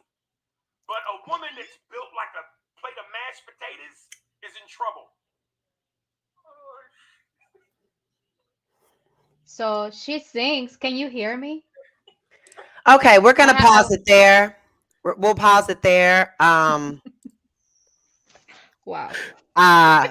Saida laughing at that shit. Oh my gosh. Like, I get it, he's a comedian, but the issue that I have is that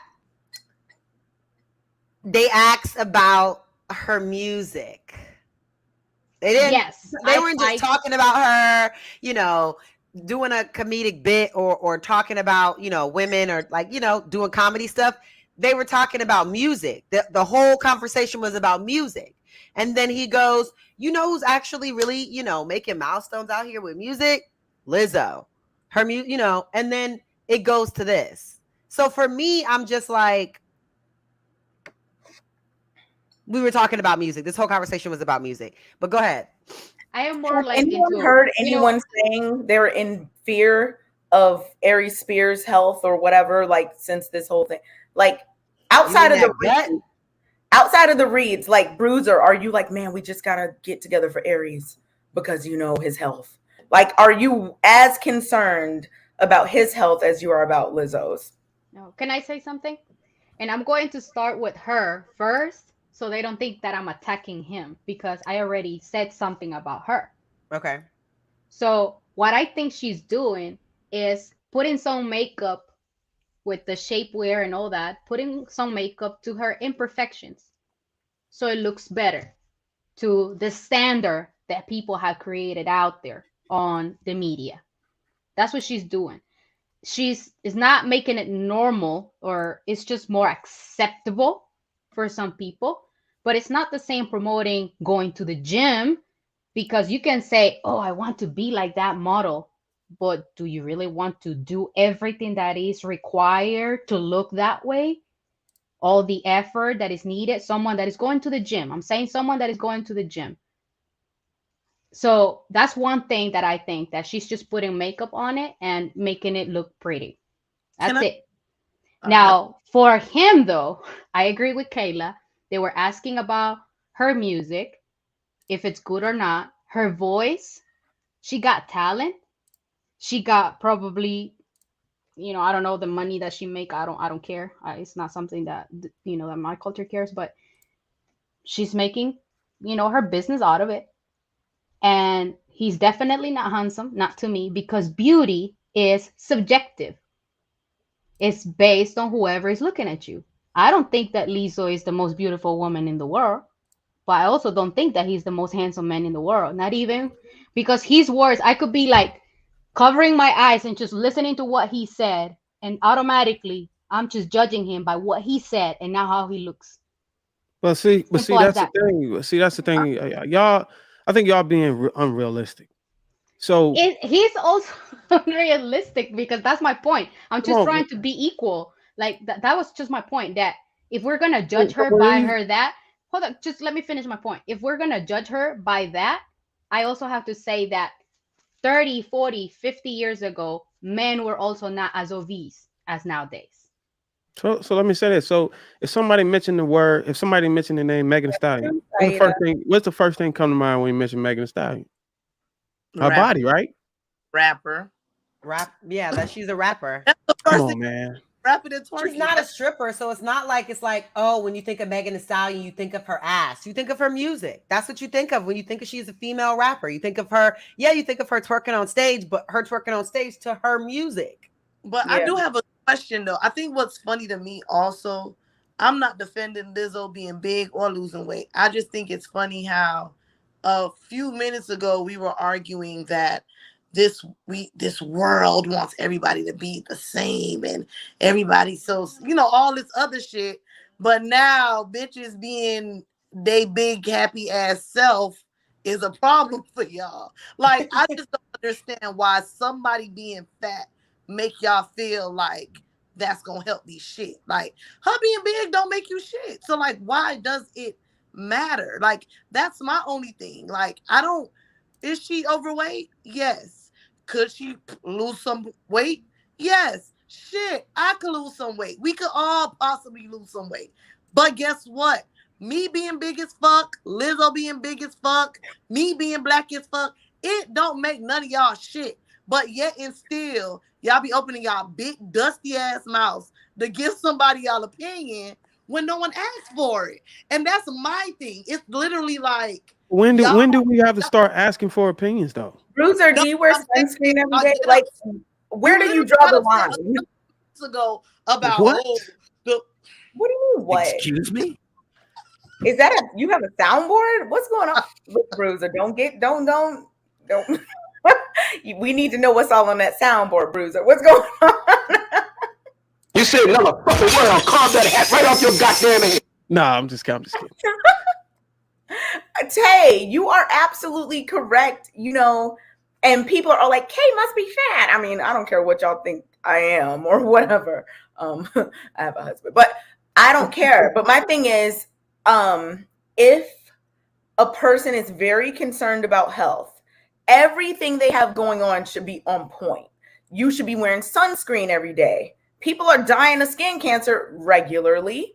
You should make sure your diet is, on point. You should be getting the right amount of sleep per night.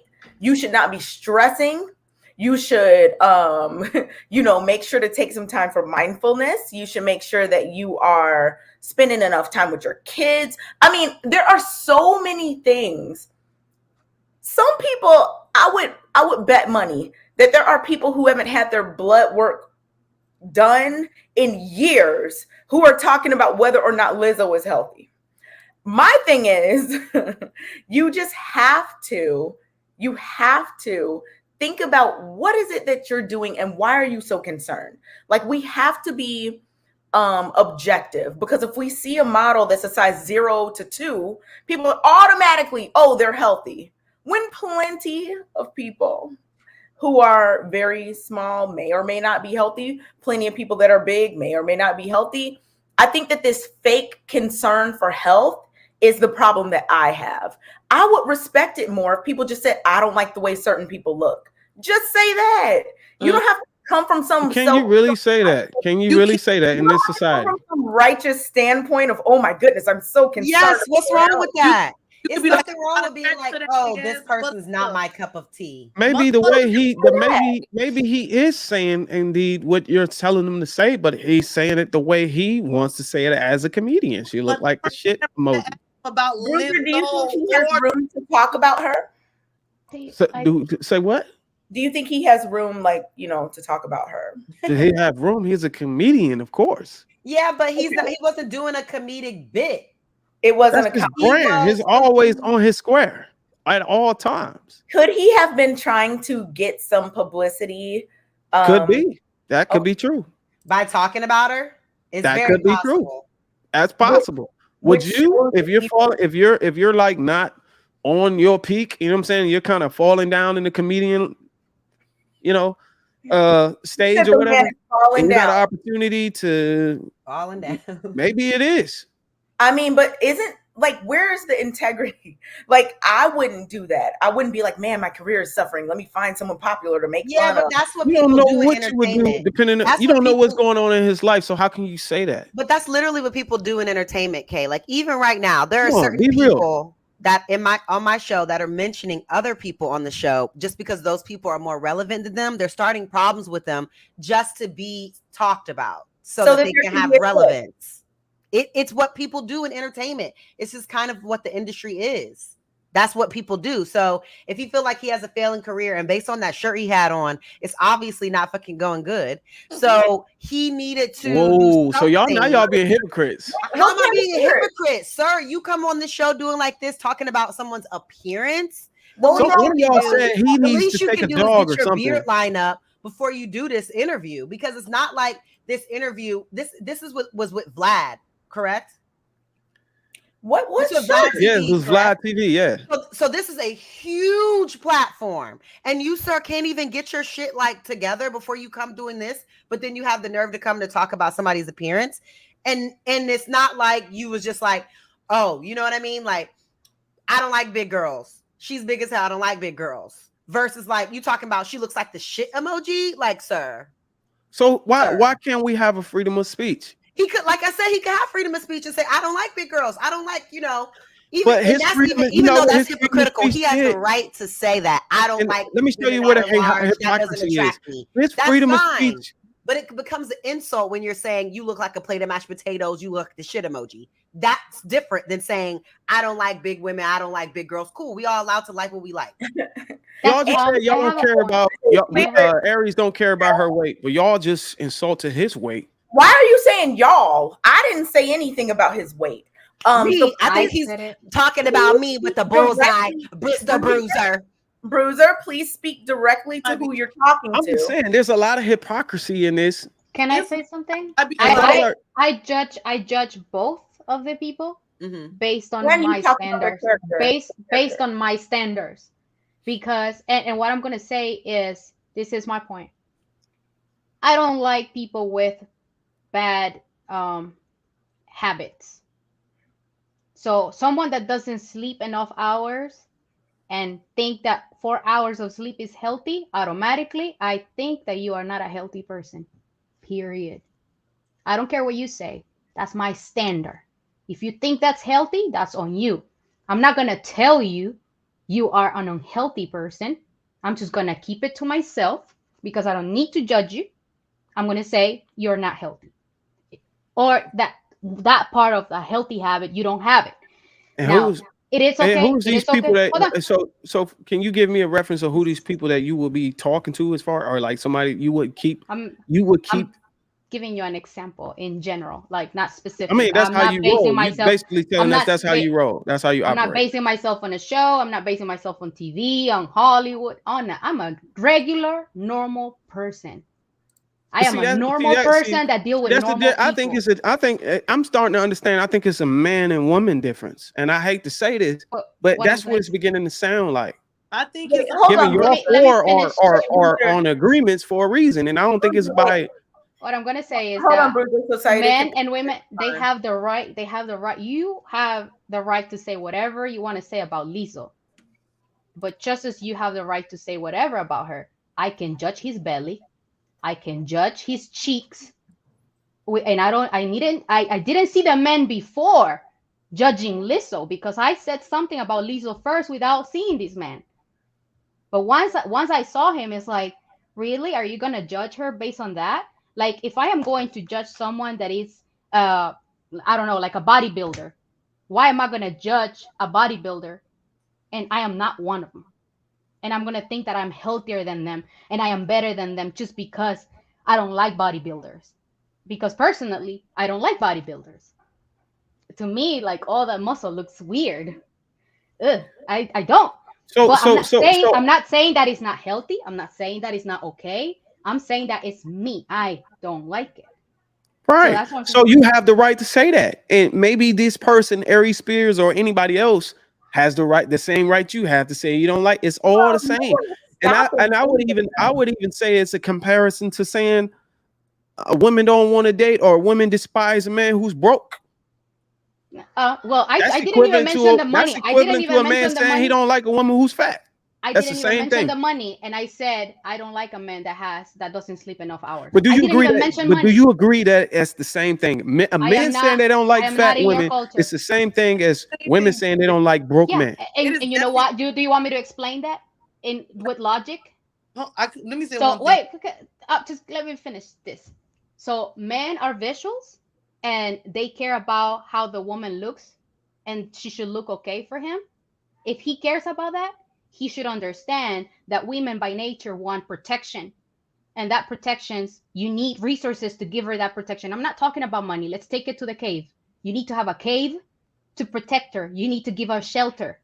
You need to protect her from the weather, bring her clothes, and make sure that she's safe. I'm not talking about money. I'm talking about resources to cover her basic needs. That's what a woman now wants by nature. You cannot judge her for that. If you want to be treated, if you want to be taken as a provider, then be a provider. Don't say that you're a provider. Be a provider. So when does it come? When did we get this same energy y'all have for Lizzo? When do men who are broke get the same energy that y'all are insulting men But that I are will, broke out here? Bruiser, we have had Kayla. You are a witness. We have had multiple shows. Me and you have disagreed, but we've had multiple shows about a man's income Yes. and saying that certain things don't matter, and saying that plenty of times that men who don't have any money have women who love them to death. I'm sure everyone here knows a man Yes, that who doesn't has have money. nothing that has a woman that would do anything for him. So, Bruiser, like, don't do that. We've talked about this before. There's In plenty fact, of women that are married to regular guys that don't really have a whole lot right now. I had on pink feather earrings. It was a whole thing. Like, so yes, the same energy is kept. Like, everyone is not a complete hypocrite, just saying things that don't make sense. Across the board, if you want a man that makes $10 million a year, look for those men and don't criticize the ones that make 50,000. Leave them alone. Why would you even be But talking are about y'all it? doing? Y'all, I get y'all. Y'all sound really good what y'all saying, but all what? And let's speak to majority. Are majority of the women really like got this energy that you got, Kay? Well, this is the thing, Bruiser. I don't like to speak about the majority in terms of certain things because I've not read any studies about it. I'm not just going to apply some statistic to something. I don't know. Now, in certain spaces, I can say, Bruiser, maybe not in certain spaces, but certain spaces, I'm not going to say that that's representative of all women, because that would be like me saying, well, you know, a lot of women are with dudes that have no job. The man is driving their car and doing all this other stuff. And should that then be the representation of what? So let me ask you this. You say you don't know no statistics, but do you at least know the number one reason for divorce in America? Yeah, but can I? Bruce, finances and infidelity? I will say this. I'm just asking. Money. Do you know? I think those are the top two, if I'm not mistaken. Somebody can correct me if I'm wrong. So, and then let's say that, and they say 70% of women are walking away from marriage. If it is finances, okay. On that note, wait, Bruiser. Then what you said was just a can of worms. Wait, Bruiser, can I say this? I agree. I agree that men are saying women are obese or whatever the fuck they saying, and women are saying they don't date broke men. And I will agree those are equal, right? You judging men, they're judging women. And I will still go on to say, if you don't like that broke nigga, don't talk to him. Because his brokenness don't make you shit. And that's what I'm getting at. I don't like when people who say they don't like something make it their business to continue to antagonize whatever. But see, here goes the difference. I said this on the show 2 weeks ago. Hold on, I gotta say this. But the difference between what we're marketing, the man and the women marketing obesity, and the men ain't marketing being broke. No, men are not stepping out on shows saying, "Bro, you ain't got it, fuck it." Okay, Bruiser, let's go in the hole. Bruiser, let's see if you're objective. I got a real quick question. Let's just see. What are men marketing? You're on mute? Yeah, what are men marketing? What are men marketing? Let's see if you're objective. What are men marketing today? Men are marketing pretty much today. Save yourself. From save your seed. That's what we're marketing right now. Save your seed from. So then why are there? Hold on, Kay. Hold on, Kay. Okay, go Save ahead. yourself from and save your seed from what? It's just saying save yourself, black man, from society's norm, from some of the narrative that's disingenuous to men today. So would you That's say what men are marketing today. Let's see if what narrative is that? The narrative is that men are supposed to get to work hard, build themselves up, get finances, home properties, and all that, and just give it away to a woman. What? Yeah. Wait, Kayla. That's the narrative. We gotta see that's been society. That's been society. Bruiser. Men are okay. Let me finish. Let me just say it. No, because men are taught. Society is telling men to make themselves a sacrifice today. Okay, so Bruiser, would you say that everything men are marketing today is just good and productive? If you look at the relationship that a woman is getting in with no, men, I'm asking you specifically. We were talking about marketing and the things that women market. Would you say that the things that men market are all just good, productive, or neutral? For the majority, I would say it's good. Because every man is growing up with the mentality to try to build himself up to be able to provide and protect his family. Why are there so many that's the main goal. Why are there so many things? Like, why are so many things that happen at the hands of men? That's the main goal. Is the man is supposed to build himself up so he can provide a legacy for his children, for his seed. There are so many children growing up in houses without men. Why are so many people? Because 70% of women are walking away from marriage. Okay, but we're talking about. 70% of the divorces. Let's not even talk about that. We're talking about people that have never been married. Listen, you got to be married. Okay, well, these people that haven't been married, they'd rather allow the welfare programs to divide their families. Oh my goodness, Bruiser. Can I say something? Can I got say a lot something? of arguments. Can I say something? No, I can. I also have Go ahead, comeback to those arguments. So that means that marriage guarantees that the man will stay with you forever? No, because then there wouldn't be divorces. Then in my culture, my dad never married my siblings' mother, and he was responsible for his 6 kids without being married to her and separated from her. He never ever stopped trying to look for his kids because he wanted to be involved. When y'all speak to he wanted to be involved. He wanted to be y'all involved. change the whole dynamic of the conversation. I haven't finished my point. When we interrupt men, it's wrong, but when they interrupt us, it's not. Thank you, Sai. Oh my goodness. Thank you. I'm just going to come back with something similar because at this point, we have to stop pointing at the problems and focus on the solutions. Marriage doesn't guarantee that a man will stay with you. A kid doesn't guarantee that a man will stay with you. It doesn't. It doesn't. Truth. No. My parents were divorced. But who's my grandparents were married they married after they had their 6 kids. Nobody's arguing that though. And they stayed together for over 60 years. Who's arguing guarantee?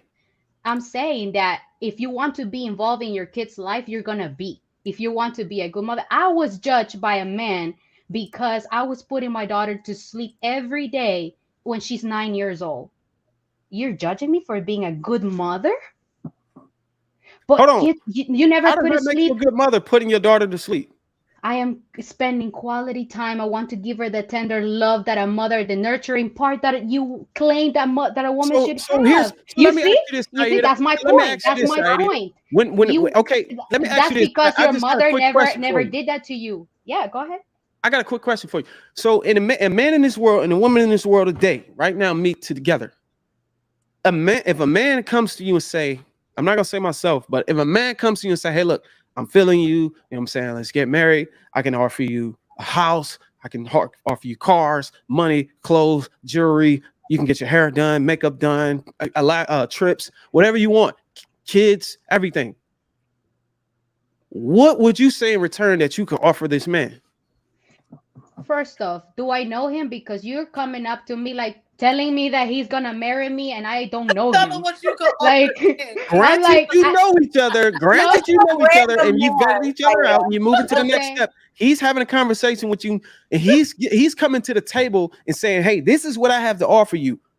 Bruiser, What do you say in return to this man? I'm trying to tell you what the problem is today in society. I got a house, I This got a is the thing. car, No, I can pay I for am. your school. I am going to tell you. I'm going to tell you something, and you might not like it, just because you just don't like what women say sometimes.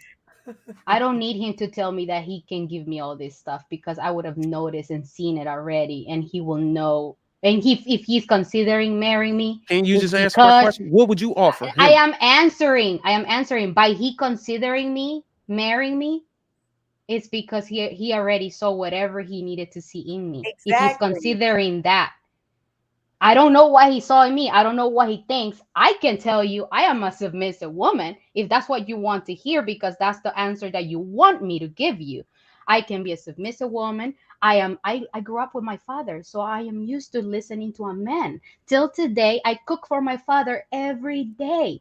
He comes to eat lunch to his house, what that his daughter is cooking for him. That's what you wanted to hear? That's So your I answer. can hire a maid if I want someone just to cook. I'm asking you specifically, and this is why I'm telling you this is the problem of today in society. When I say men are being sacrificed, are told to just sacrifice everything they have to offer, and and don't receive nothing in return.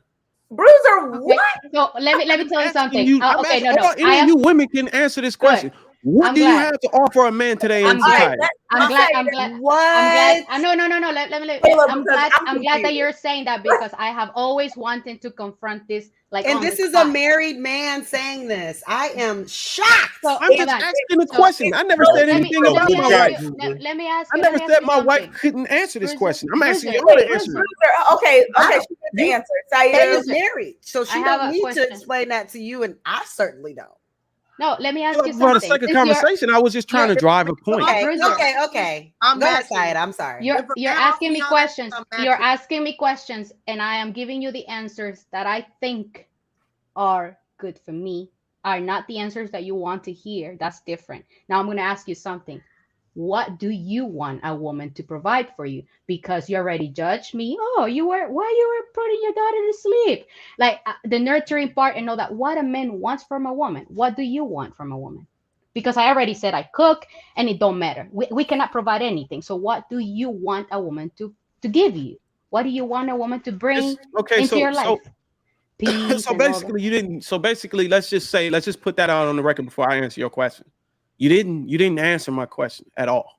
Okay. I'm not gonna answer it the way that you want You- the How do answer. you? I never said anything about I answering the I question the way that I wanted. I I just told answer you. the question, not the way that you want it. she That's answered How do different. it. you know that's not the?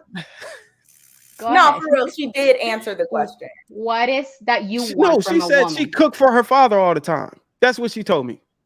No, you said what does she bring or whatever, and she said that the things that she brings, the man would see. And then she said, if you want to hear certain things, I can give you these, qualitative, So here, aspects okay. of So myself. let me just back off of her because I think she's backed in the corner right now. She can't answer it. Let's just See, say okay. let's just. So Bruiser, what? I'll just can you give you no a no no pass no. on the I question. am going to answer your question. Okay. Go ahead, ask me the question again, please.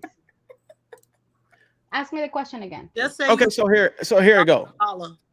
No, we matching. Let's say I'm not gonna say it's myself because I have a wife and I like to try to give her some respect. I never Let's said I'm just say single. a man has come to you. A man has come to you. You guys dating, and you guys dating for a little while, and he said, "Hey, look, man, I think it's time for me to have a conversation with you.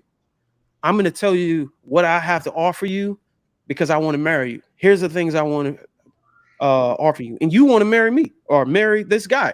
Here's the things that I can offer you. I can offer you a house. I can offer you multiple properties so you can flourish in your business. I can offer you money, credit cards, jewelry. You can get your hair and nail done, kids, trips to wherever you want to go. I can help you even get in shape or whatever the hell you want to do. What can you offer me in return? Baby. I'm answering, right? I'm answering the question. I'll be like, baby, I've been dating you for this long. I know what you can provide for me. If you're asking me to marry me, I think you know what I am capable of bringing to your side. I think you know who I am. I think you know at this point, if you're asking me to marry you, you already know who I am, and you Oh my, already know what I'm Bruh. bringing to you. Hold on. You know Saida, that. yes. No, I don't know. I don't know how, because this man is looking for something. So he saw that something in me. If some men don't care about hardworking woman, I cannot say that, because some men don't care about that. I am a submissive woman. I know that I am a good wife, but some men don't even care. Like, so it depends on what the man wants at the end of the day. But like, you know that you're gonna be a peaceful So household, basically, because I don't like to argue, and this is my tone of voice that you're always gonna have. We know each other, so I don't really know how could I answer that question when they are asking me, because I am hypothetically speaking right now to someone. And Saida, like at that point, if someone is already thinking of you for marriage, They already know. So hold on, Saida. That's a good answer. So, listen, that's a good answer. But what society has done to women today has made y'all feel like what you had to offer, what you stated, was equal to what a man has to offer. No, I never said that. Totally unfair. No, What? it's not. You It's can't listen. You can't offer a man anything tangible, right? So whenever you leave a relationship, you know what you can take. You could take half of my money. You could take my property. You could take the kids. All that. Bruiser, you know what a man can take from that? Then A man can, it's very difficult for a man to take anything that he's brought into the relationship. Don't date women that you don't value. And I'm not saying you, because I know you're married. What we get. This what we get. Don't date a woman that does that. But how the fuck do we know we does that until you get into the relationship? Bruiser, in general, I'm not saying you because I know you're married, but like in general, do not, any man out there in the world, do not date or marry a woman you see no value in. That's the solution. If you don't trust her, don't marry her. If you think that you're whatever, you don't want to risk it, don't get married. Who cares? Live your life, but leave people alone. Don't go out now talking about random women that you have no access to. Find the women that you want and settle down with them, or don't. Honestly, no one cares. Just don't. No one cares. Wow. Just don't be a person. This is what our sons have to look forward to. Don't be a person who is doing something that's detrimental. I'm gonna let someone else speak. I'm gonna back off. Just don't be someone if I was you, I'd be hot too, Bruiser. I'd be hot too. Yeah. Hey, K, this is my thing, right? So clearly, what's your name, JP? Clearly, Sarah and a lot of women like her. I think you said her name all wrong, bro. They want a lot for nothing. A lot of these women want a whole bunch for nothing. They don't. It's a lot of. She's not the only one that could name nothing that she could offer that man. She did not. Bruce gave a whole list. What a lot of us men, that a lot of these women expect, and before they get married, they expect that this man can bring the finances, bring emotional support, mental support, all this kind of stuff. Oh my goodness. JP, before we go on, and Mike, you were on a show, I think last week or maybe the week before, and we kind of talked about this. Let's stop acting as if the average man makes more than the average man. Even if he brings most households with two people, like two partners, both people work and both people contribute. No, but that's the thing is this, Kate. That is truth. Wait, JP, hold on, JP, because we cannot start off with a false premise. Okay. You're speaking from the point of view of someone who is a millionaire who's taking care of some woman and she just don't bring anything. Honestly, wait, JP, at the end of the day, both people are bringing money to the table a lot of the time. And both people are bringing whatever it is that they like about each other to begin with to the table. We can't start with the false premise. We cannot. That's why I said just say, baby, I'm finna match you. Hold on, temptation. The things that men want from a woman, they don't bring to the table. Okay, what do men want from a woman? JP, what do men want from a woman? For one, somebody got something in the background. Yeah, I think. Wait, let me mute everybody.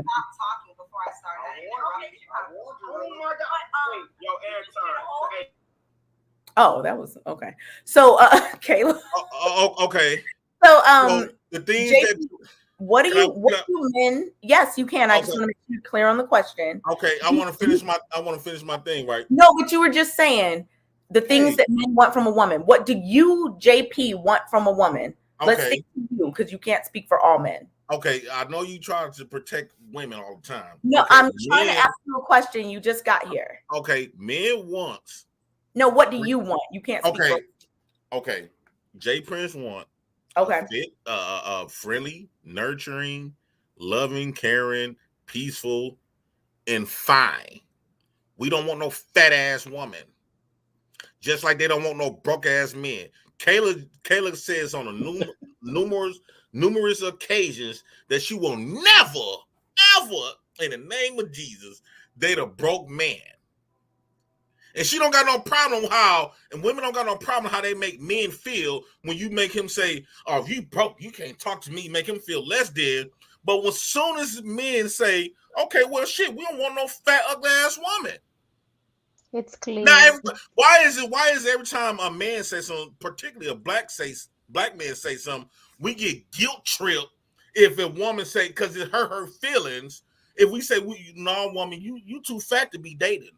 You too ugly to be dating. If we're gonna if we're gonna allow these standards for men to say, okay, men, if you can provide, protect, and do all this other stuff, y'all didn't have this much smoke when we was holding men accountable and say, okay, I done seen all y'all on the panels when men say you're supposed to be able to provide financially when they targeting the men and say, men, you don't got no money, you shouldn't be dating these women. Y'all all be like, I don't though. That's the difference, Jay Prince. I don't speak on men that don't have money.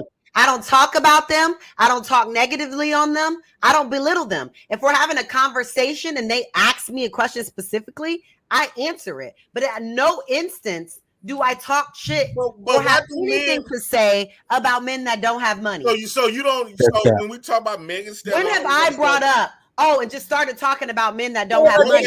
So when we talk about the topic on a show, I don't speak on them. I don't. Okay, Kayla. So Kayla, you never been around women that talk bad about these broke ass ninjas. And me and my friends honestly don't hang around broke dudes, so we don't have these conversations. Y'all don't hang around broke dudes. We don't sit around and complain about men that don't have money because they're financially unattractive, right? Kayla, one of all the men say, "Oh, we don't know about that because we want to hang around fat ass women or ugly ass women." That's honestly fine. What we're telling that is fine. If you don't like women that are big, I think what y'all missing is what I said earlier. I said, if you think a bitch fat, we don't care. If you think a motherfucker broke, we don't care. My problem is that y'all speaking on people y'all don't fuck with and wanting them to be the thing that you deem attractive. If I'm gonna say I don't fuck with broke ass niggas, guess what? I'm not sitting up here dwelling on broke niggas 24 hours a day. Hold on, JP. Hold on, JP. If broke I got a question. If broke men is in the limelight, temptation. If broke men is in the limelight and can influence a lot and can influence a lot of people, y'all have a problem with that. Lizzo is big as hell. Wait, okay, but Jay Prince, what I'm saying, Jay Prince, this is what I'm saying. What I'm saying is no one is looking at Lizzo saying, I want to gain 200 pounds. No one is doing that. All Lizzo is doing is allowing people who are big as well feel comfortable in their skin. That is a lie. Wait, JP. One at a time, please. One at a time. Okay. Y'all weren't complaining. Like, we can make the same argument about a lot of movies they make about broke ass niggas and baby boys and all this stuff. Why y'all ain't tell them to take it out of motherfucking theaters? Why? Because y'all didn't care. Y'all having a problem, Temptation, the moment we start. Let me rest in my femininity. I'm rest in my femininity. I've been around for 37 years. These women never had a problem when women was talking bad about broke ass men. The moment men start talking about and punching back and say, well, we don't want no fat ass woman, we don't want no ugly woman.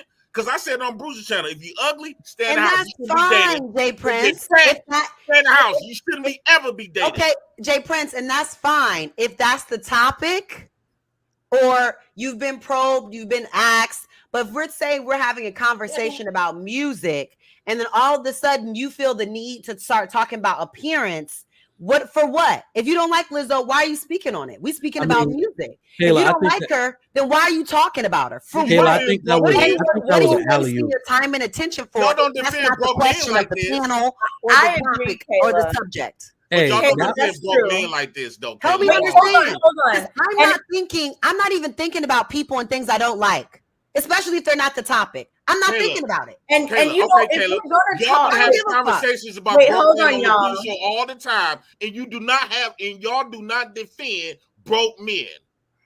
Why would I Ever. defend them? Why I would I you encourage defend them. broke men. I defend I broke men all the encourage time. them. I say, listen, go sign up. What I say, go sign up for Anton's Patreon. Go sign up for some kind of class out here. Well, you Get your said- knowledge together. Get Okay, your money you up. said the I same thing encourage Bruce is them. saying, That's all though, I Kayla. do. I Kayla, you encourage said- them to do Kayla, better. You said the same thing Bruce is saying. You said when y'all be having about to talk about these broke men, you tell them, you just said out your mouth, you tell them to go sign up at Anton show. Yeah, I encourage them to do better. To do better, right? Right. And all we saying is Lizzo need to do better and go sign up at the gym. I didn't hear any Y'all got a encouragement. I heard problem with y'all. I didn't hear that though. I heard y'all comparing her to Well, shit okay, I'm emojis. gonna say it And then.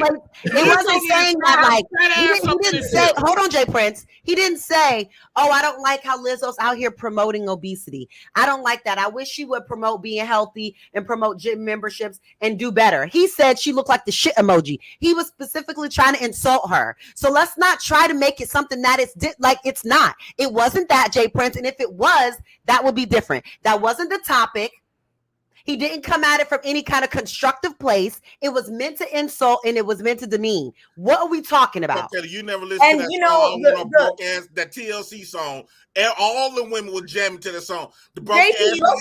And you know what? That's fine. I have had a number of men tell me that their motivation came from not wanting to be one of those scrubs, not wanting to be that. So I don't understand the problem with that. So, Kayla, you saying you ain't never hollered at the dude that was sitting in the passenger seat? No. So wait, hold on. So real quick, something important. You know, there's a lot of at men, so I don't even know. But go ahead. Sorry, Kay. Go ahead. There's a lot of energy about like somebody's wig, somebody's size, somebody's eyelash. Meanwhile, our neighborhoods are unsafe. Meanwhile, kids have to fear for their lives on the way to school. Meanwhile, there's a lot of actual things that are going on that are causing actual issues that are harming people. No one's wig is putting anyone in danger. Lizzo being her weight is not putting anyone in danger. But so many of the people who are allegedly the leaders of our— I got some pushback on the wig. It was an accident a week ago. Okay, but just wait. Like leaders. So just wait. So many people that are wanting to be the leaders, and I think that Black men should be the leaders of our communities. But they don't look at us like we leaders. Hold on. I think Black men should be the leaders of our communities and keep things safe and keep things, in a certain type of order. I do. But when you see droves of men spending more time talking about eyelashes, wigs, and some random woman that they don't even know, her body, meanwhile, literally, like, people are getting robbed in my school parking lot. Kids are getting shot, all types of stuff on a regular basis. So let me ask you, can I ask you a question, Kay? You lose a little bit of Can I ask you a question, Kay? It does, because you can, but wait. It makes you lose a little bit of faith in that leadership because, and I'm talking about some people, because some people are on top of it. But when we get on these panels talking about wigs and weaves, meanwhile, like, we can't sit in our car. You got to hurry up and get in the house, because most likely, who's doing these things? This is a bigger issue, but it's easy to talk about somebody's weight. It's easy to talk about somebody's eyelash. It's easy to talk about somebody's wig. It's hard to go out and be a mentor to someone and actually be out in the community doing things. And I'm not saying that none of y'all do that. I'm not saying that at all.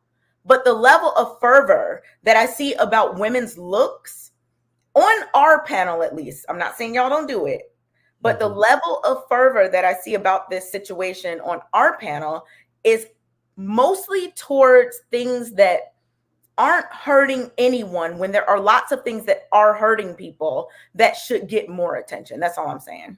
Okay. And let me just say one thing, very Jay. important to us men. Very important. Just as well as men, finances is very important to women. Your looks as a woman is extremely important. Hold on, Jay.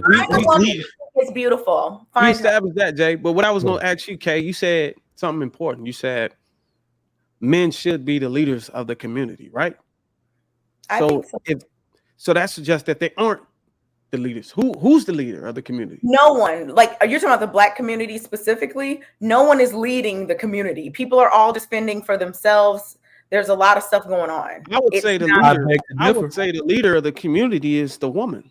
And if we're talking about Black people, I would say the Black woman is the leader of the community. And she's relinquished her power to the hands of the government. How did the Black woman become the leader when the Black men were the leaders? The Black man was never the leader. Bruiser, wait, hold on, Bruiser. So how did that happen? The Black man was trying to jockey in for position to become a leader in the workplace. At the time when we were trying to become the leader, the discrimination in the work and employment was at a disproportionate level.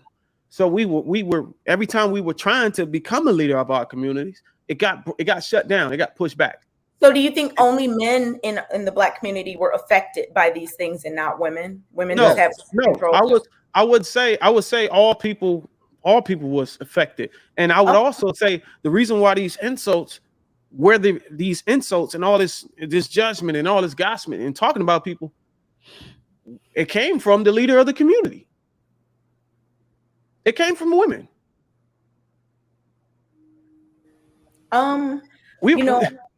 You want to argue? We can go down this rabbit hole if you want to.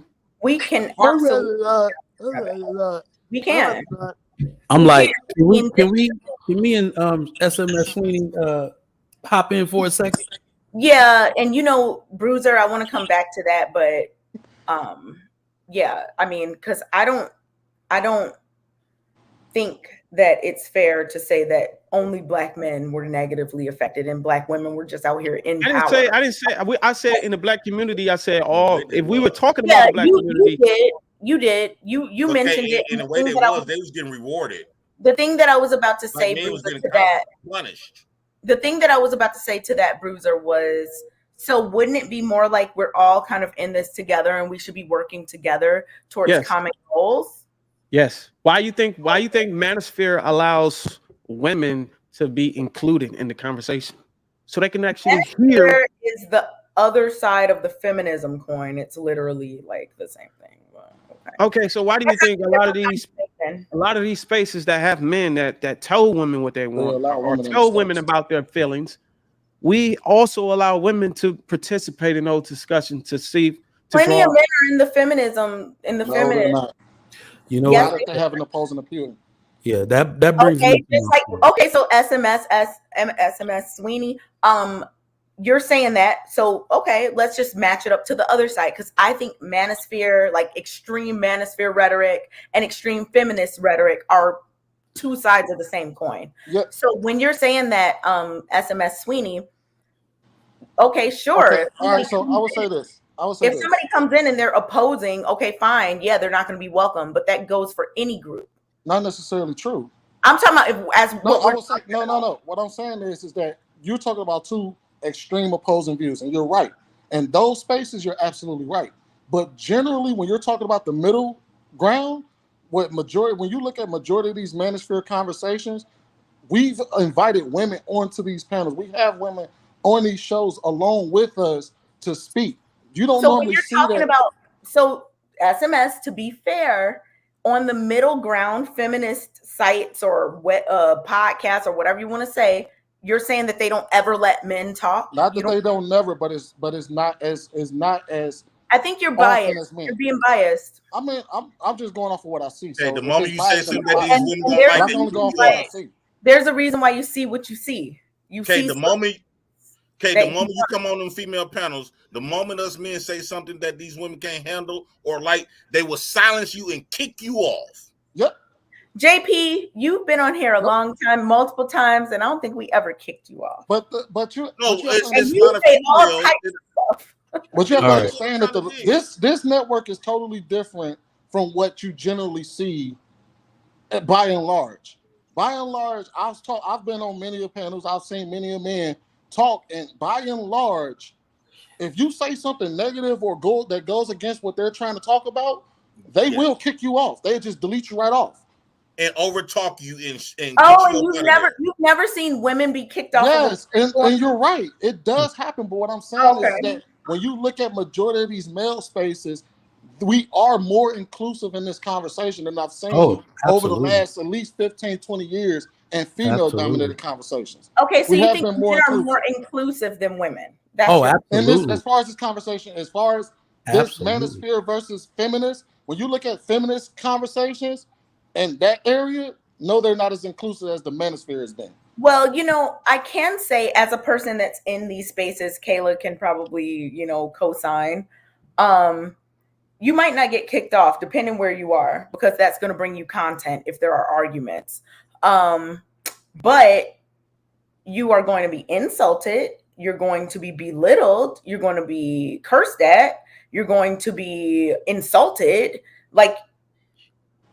And people know that, for instance, right now, if one of y'all just started cursing me out about any random thing, it could be anything. It don't even matter what it is. Oh, you booed me off. You could be wrong, right? People are going to be like, yes, no matter what it is. Now, y'all got to understand. You know that you could do the same thing and women would be like, yay. No. Can I say the reason? I literally just said Saida and can I say Mike. This is my opinion outside of the US or your culture. I think the reason why they use women is because if it was a discussion between men, not too many people will be watching, because that's the industry about. If you want to grow in the entertainment, because at the end of the day, this is an entertainment, women are used to entertain. Whether you like it or not, that's unfair to say. I'm literally saying something against women right now. I am not saying that you are doing it. I'm not saying that whatever. I don't even have a channel. Every time I go in a channel, I say the moment I feel disrespected, I am leaving and not even saying anything. I don't have. Well, you have seen me in other channels when they try to get with me. I let them talk whatever you want to say. I think today is the day that I've been more combative, because I don't think Kayla, I've been with her, I've never got like this, but I saw the opportunity to kind of say some how you feel. Yeah, because what Bruce was saying, I had something to say too. And if you are neutral and you see both points, you're not defending anybody or anything. I literally said things that are agreeing with men, and there's stuff that I'm against women. I'm just like a person. I'm a very neutral person talking from my culture, my perspective. But when I say that, they think, oh, she thinks that her culture is better than us. That's the way I'm treated. Hey, so it doesn't matter. I will say this. And it shouldn't be that. It shouldn't be that.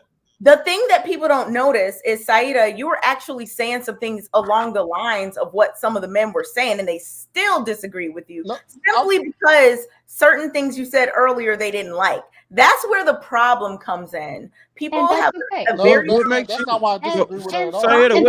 like men are using women on these spaces? What makes you feel like we're using them? They have a really hard time. Because I really don't want to say it. No, I'm not gonna say it. Honestly, let me ask you this with your chest, sis. Sarah. Okay, Sarah. That's how you pronounce your name? Saida. Okay, when you talk about feeling disrespected, because I have seen a lot of women since I've been on these different type of platforms. I have seen a lot of women don't like what a man have to say and take it as that's disrespect, because they what the men say kind of offend them. But when I watch the video, it don't actually be disrespect. I just think a lot of times women, if you don't say what women want to hear, they take anything opposite of what they want to hear as disrespect.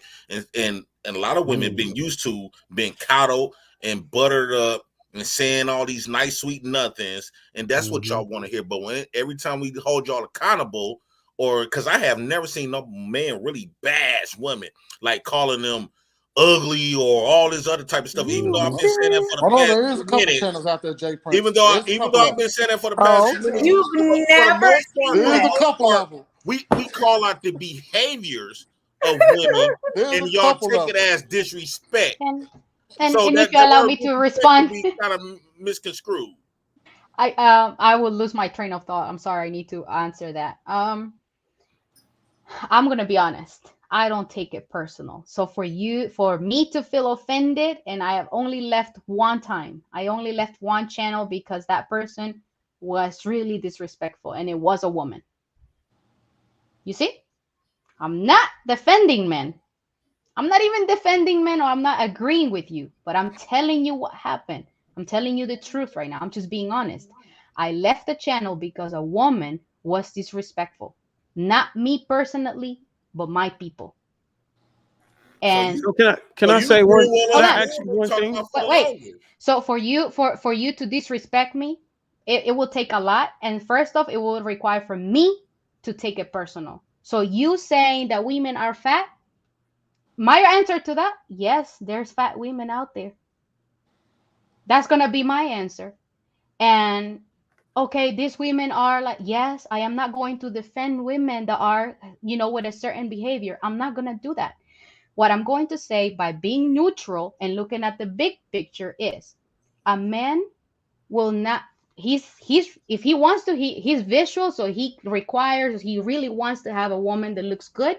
Okay, I respect that, but you should respect the fact that she needs protection, and that it's only get by with I agree. resource. What Nobody are the disagrees with resources? that. Syra, let me answer this right quick. Syra, I agree to that what you're saying now. When we talking about the equation, right? The balance. It don't matter if the man making $50,000 or $100 million a year. Don't you think at the very least, because women not giving up nothing, and if we do get into a marriage, they not losing nothing. The only thing they gonna be doing is gaining all across the board. So don't you think at the very least, you could throw away them love handles, all of them extra stomachs and backs and stuff like that. At the very least, you're not bringing nothing else to the table, because every time we ask these women, well, what do y'all got to bring to the table? They don't mind. They have a conversations all day long. All day long, every single day, of what a man could bring to the table, what men's supposed to bring to the table. And if a man can't bring that, he's a piece of shit. He shouldn't be dating, all this other stuff. Well, when a man say, okay, well, fuck, I'm finna grab my balls, what do your ass got to bring to the table? Hey, And I totally, he's funny. Jay, Did you answer say this, extra stomachs and backs? I need to answer this. I need to answer this, Jay. And I totally agree with you, Jay. I totally agree with you that these questions about what do you bring, honestly, if someone comes on a first date asking this question, I will really ask him hey, why don't you get to know me, to know what I bring to the table? Because I can talk to you all night about my beautiful personality and everything that I have, but don't you want to really see who I am? Because I really want to get to know you. Like that's the thing. And that's my point. But that's me though. That's me.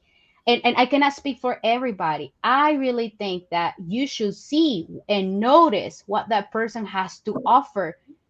Why are you going to ask? I'm so sorry. There's 4 men right here in front of me. You cannot force me to respect you, and you cannot force me to look at you as a leader. First of, you earn respect. You earn respect by respecting me. And second of all, I will see you and follow you as a leader when you show me your leadership skills. So I just have one disagreement with what you said. Let me say Go this ahead. real quick. I think what Jay Prince and a lot of men are alluding to is that when men, it's already understood that the things that men bring, was supposed to bring, are quantifiable, right? Whereas the things that men tend to want women to bring aren't really quantifiable. You can't actually count it. You have to get to know the woman or find out who she is and all of that to understand those things. I will say this though. I think we talk about this as if everybody is living in a society where men and women aren't really bringing the same things to the table. Because the reality is that when you look across the board at men and women, and you look at the average man and the average woman, both of them make the same amount, nearly. Both of them are nearly overweight. Both of them are nearly average jobs. Both of them are nearly doing the same shit. I think the problem that men tend to have, and I'm gonna be honest, is that when asked, if I asked a woman for real, straight up, because I'm an average guy, I can speak from an average guy perspective. If I asked a woman, what do you bring me? If she said, you know what, hey, look, I see that you're working, I'm willing to work. This is what I bring as far as, look, we're gonna build this thing together. I got my money, you got your money, let's put our money together, build something. That would be acceptable for a lot of average people. I think what a lot of men have a problem with is when women tend to lead with their money or their assets or whatever, it's normally in the sense of, and this is what I got from a lot of men that I talk to, it's normally in the sense of, I have this, therefore I don't need you. Rather than saying, hey, I'm bringing this so I can help you build something too, and you can help me. Sweeney, I think the thing is, Sweeney, I think the thing is, wait, JP, let's like get Kay Mike said back. earlier. Hold on, JP. Wait, JP, because Mike hasn't talked at all. So let's be sure to get him in. I'm just trying to be, a little bit fair, I guess, because, the conversation went all around. I was trying not to, but let's just get Mike in and then we'll go from there. All right. So I agree with Sweeney. And I wanted to correct one point from Saida. I think that's her name, because I don't like this to go out there. Respect is not earned, it's given until it's lost. It's due to a dog. Tell him, okay? Trigger Mike. No, respect is always given until it's lost. But I really wanted to speak on this Lizzo topic because, golly, y'all ladies been gaslighting all night and putting us in an alternate reality as to what men actually think. So you got 4 men on this panel. So I'm going to try to put y'all in our perspective just for 1 second. All right. So Lizzo should have been prepared for this. Okay. She put her ass out there. If you want to participate equally in society, you will be judged equally. So ain't nobody saying nothing that she ain't have coming her way. We all get the smoke. And just because she's black and overweight and morbidly obese, she is no exception. So I don't feel sorry for her. She put her ass out there. And in fact, she literally puts her ass out there. So that's one thing. Now, let me try to give y'all our perspective about how we see it as black men. Every man, every black thinking and feeling man should care about how we're represented in this community. So I want to give you how we see it. Hispanic women, Camila Cabello, Selena Gomez. White women, Kendall Jenner, Carrie Underwood. Middle Eastern women, Fauzia, Frida Pinto. Asian women, Constance Wu, Brenda Song. Black women, Lizzo. Do you see what I'm saying? That's not a good representation. That's how we see it. Lizzo? Are you kidding me? What happened to Beyonce? What happened to Maya? Lizzo. Well, no, you understand what I'm saying. She will not represent us. Okay. The thing that y'all are selling, y'all keep saying, well, she's this person, she deserves. No, she deserves nothing. She's trying, y'all saying that she's pushing body positivity. That is incorrect. Y'all been doing this for years. Y'all are pushing delusions and bad habits. All right. She is not pushing body positivity. All right. Women that actually are intent on losing weight, the fact she's pushing delusion on them that they should or can stay the same. If using the word beautiful is where this all went wrong. Symmetry is beauty. All right. I shaved for the first time in like 2 years. My face is nowhere near as symmetrical as it was when I got out the service. So I need to lose weight. That's what my face is telling me. Okay. Like y'all be creating an alternate reality with this, and it's crazy. All right. So she needs to refrain from that because black men ultimately care how we're represented in the community. Every time somebody puts her ass up there as if she represents us in the best we got, we should be offended. Lizzo actually has a Can I ask something? Wait, hold on. Lizzo actually has a sponsorship with Peloton, and she actually preaches like a plant-based diet. So like in terms of just what she promotes, the things she promotes, I'm just saying. She talks about working out. She talks about eating healthy. Tell me that ain't the worst thing. All right. Now, wait. Do you know? Listen. Wait, hold on. You have to be objective. If we're talking about what she is promoting, actively promoting, the things she's promoting are fitness. Now, is she a small woman or whatever? No. But if we're being objective, not in our feelings because of based on how she looks, her Peloton thing, she has ads with them. I follow her on TikTok. She has a lot of things about her working out. She talks about it all the time. She makes recipes out of like plant-based things. If we're being objective and looking past what she looks like at the moment, are you really going to say that she's promoting obesity? That doesn't make sense. I would say yes. Be objective. I would say yes. I would say yes. But how is she promoting obesity simply by being confident and being happy in herself? So she walk around and everywhere she should go, she should say, "Oh, I'm so fat and ugly. Oh, I'm so fat and disgusting." How is she supposed to move around with herself? She's moving around at the size that she is. Hold on 1 second, because I haven't really spoken.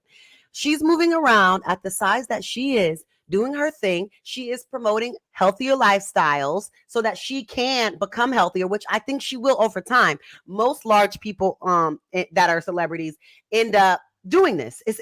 That's the track record. Whether we're looking at Jordan Sparks, anybody, you can look at anybody that they always tend to go towards a healthier lifestyle, which is what she's promoting. So what is she supposed to do? Go out here and not be confident in herself? She's doing great. She's winning awards. What is she supposed to do?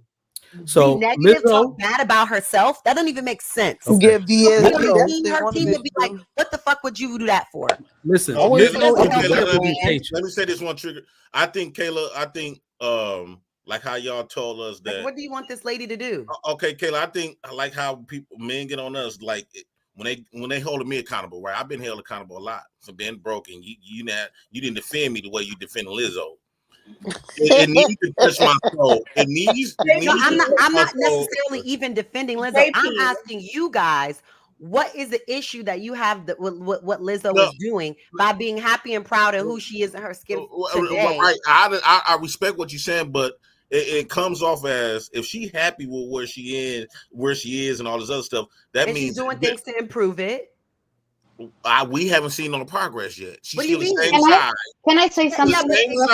You are you keeping up with her progress? If not, it seems like she got bigger. Yes, sorry. But like, I'm so sorry. I have to say, why are you keeping up with her progress? Y'all painting this narrative. You don't have a chance with Lizzo, Jay. Talking about all this other stuff, but yeah, she got bigger over the years. Jay, you don't have a chance with Lizzo. It genuinely doesn't matter. You do not have a chance in hell with her. Not even Kayla, a little bit. If that woman was not even a little bit, so you can spend your time doing other things that are productive to you and your life versus spending your time keeping up with Lizzo's weight. That's unfair. That's unfair. That's unfair. You see how one-sided you is? I'm not one-sided. What I'm saying is that men are spending time and energy focused on women that they have no chance with, that they will never be with, that they will never interact with.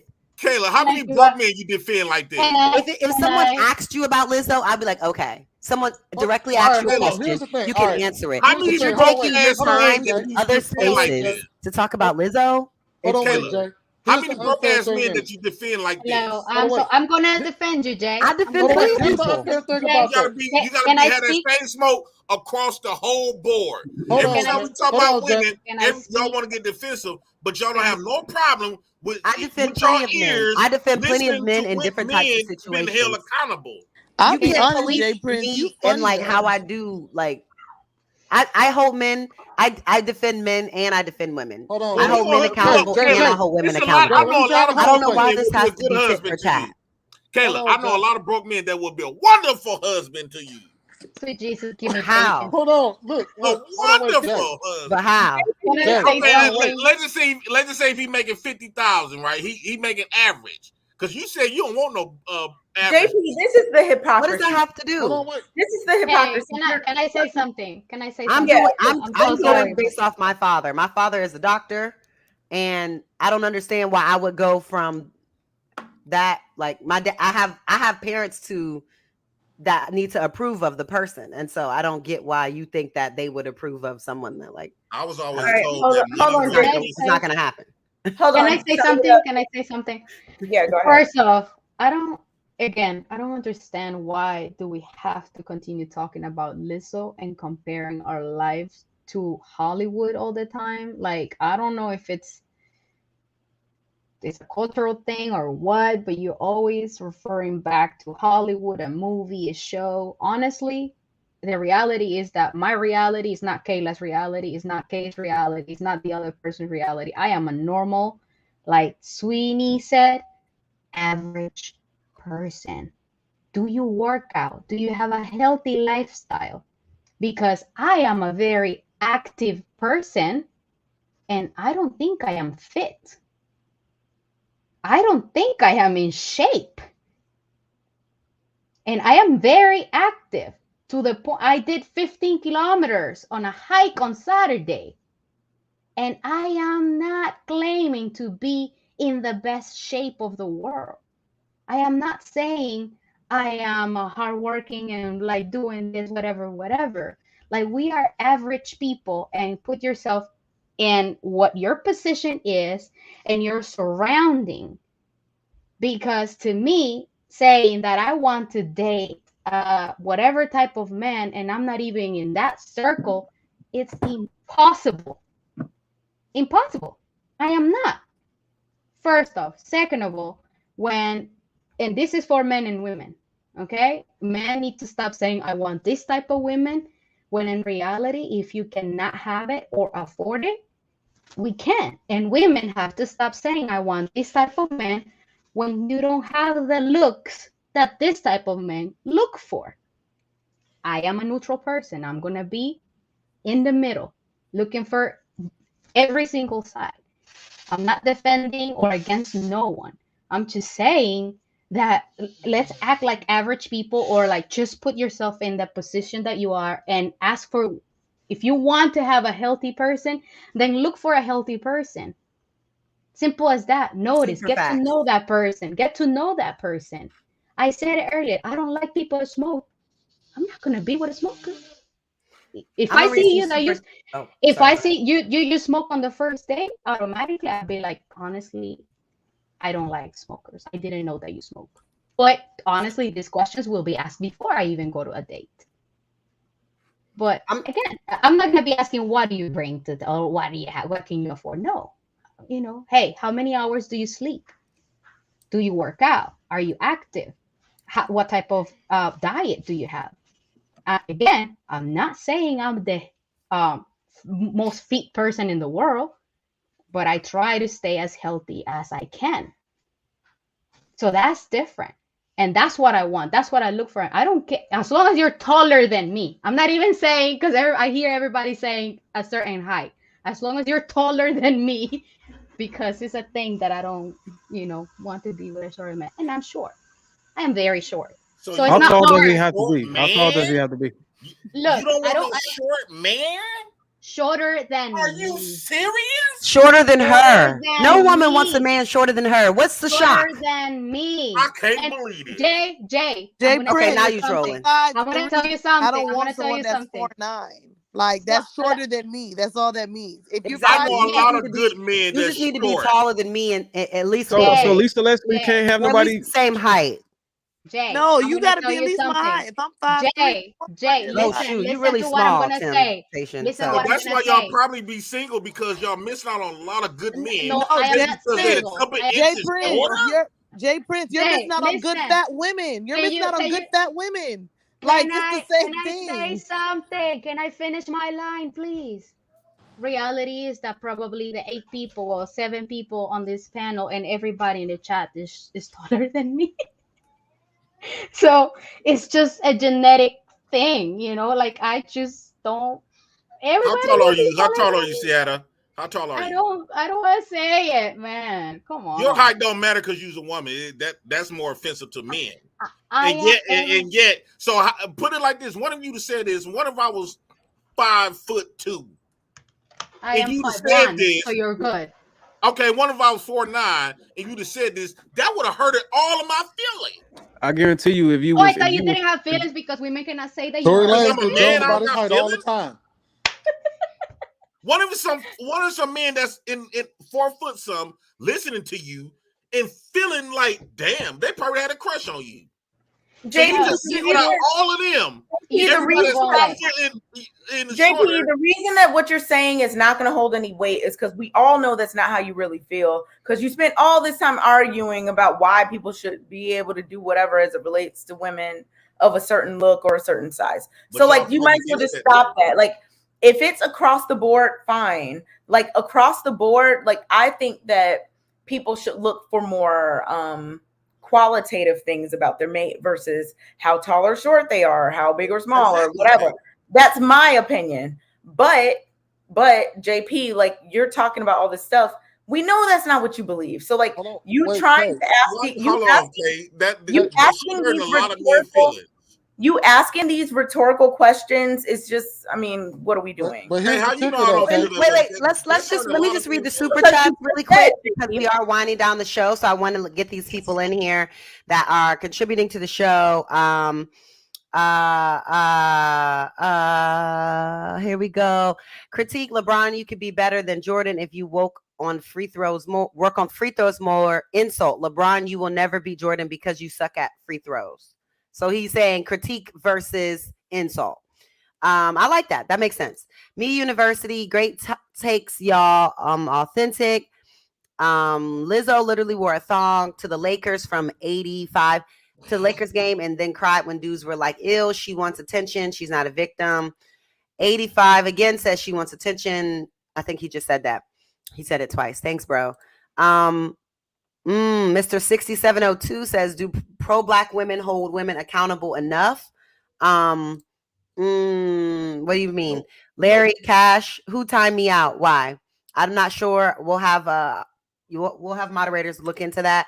Black Titan, focus should be on how to keep families together, teach the values you want to teach your kids so that can't be easily influenced. Bring that focus where it needs to be instead of someone's appearance. Facts. Thanks, Black Titan. Big $10. I think we did some of these. Hold on. I'm not sure. Anyway, again, 6270. Jean Paul, Lizzo's marketing is enabling and influencing terrible lifestyles. Why is it difficult to realize and comprehend? I don't know how it's influencing terrible lifestyle because she lives a better life than the majority of us.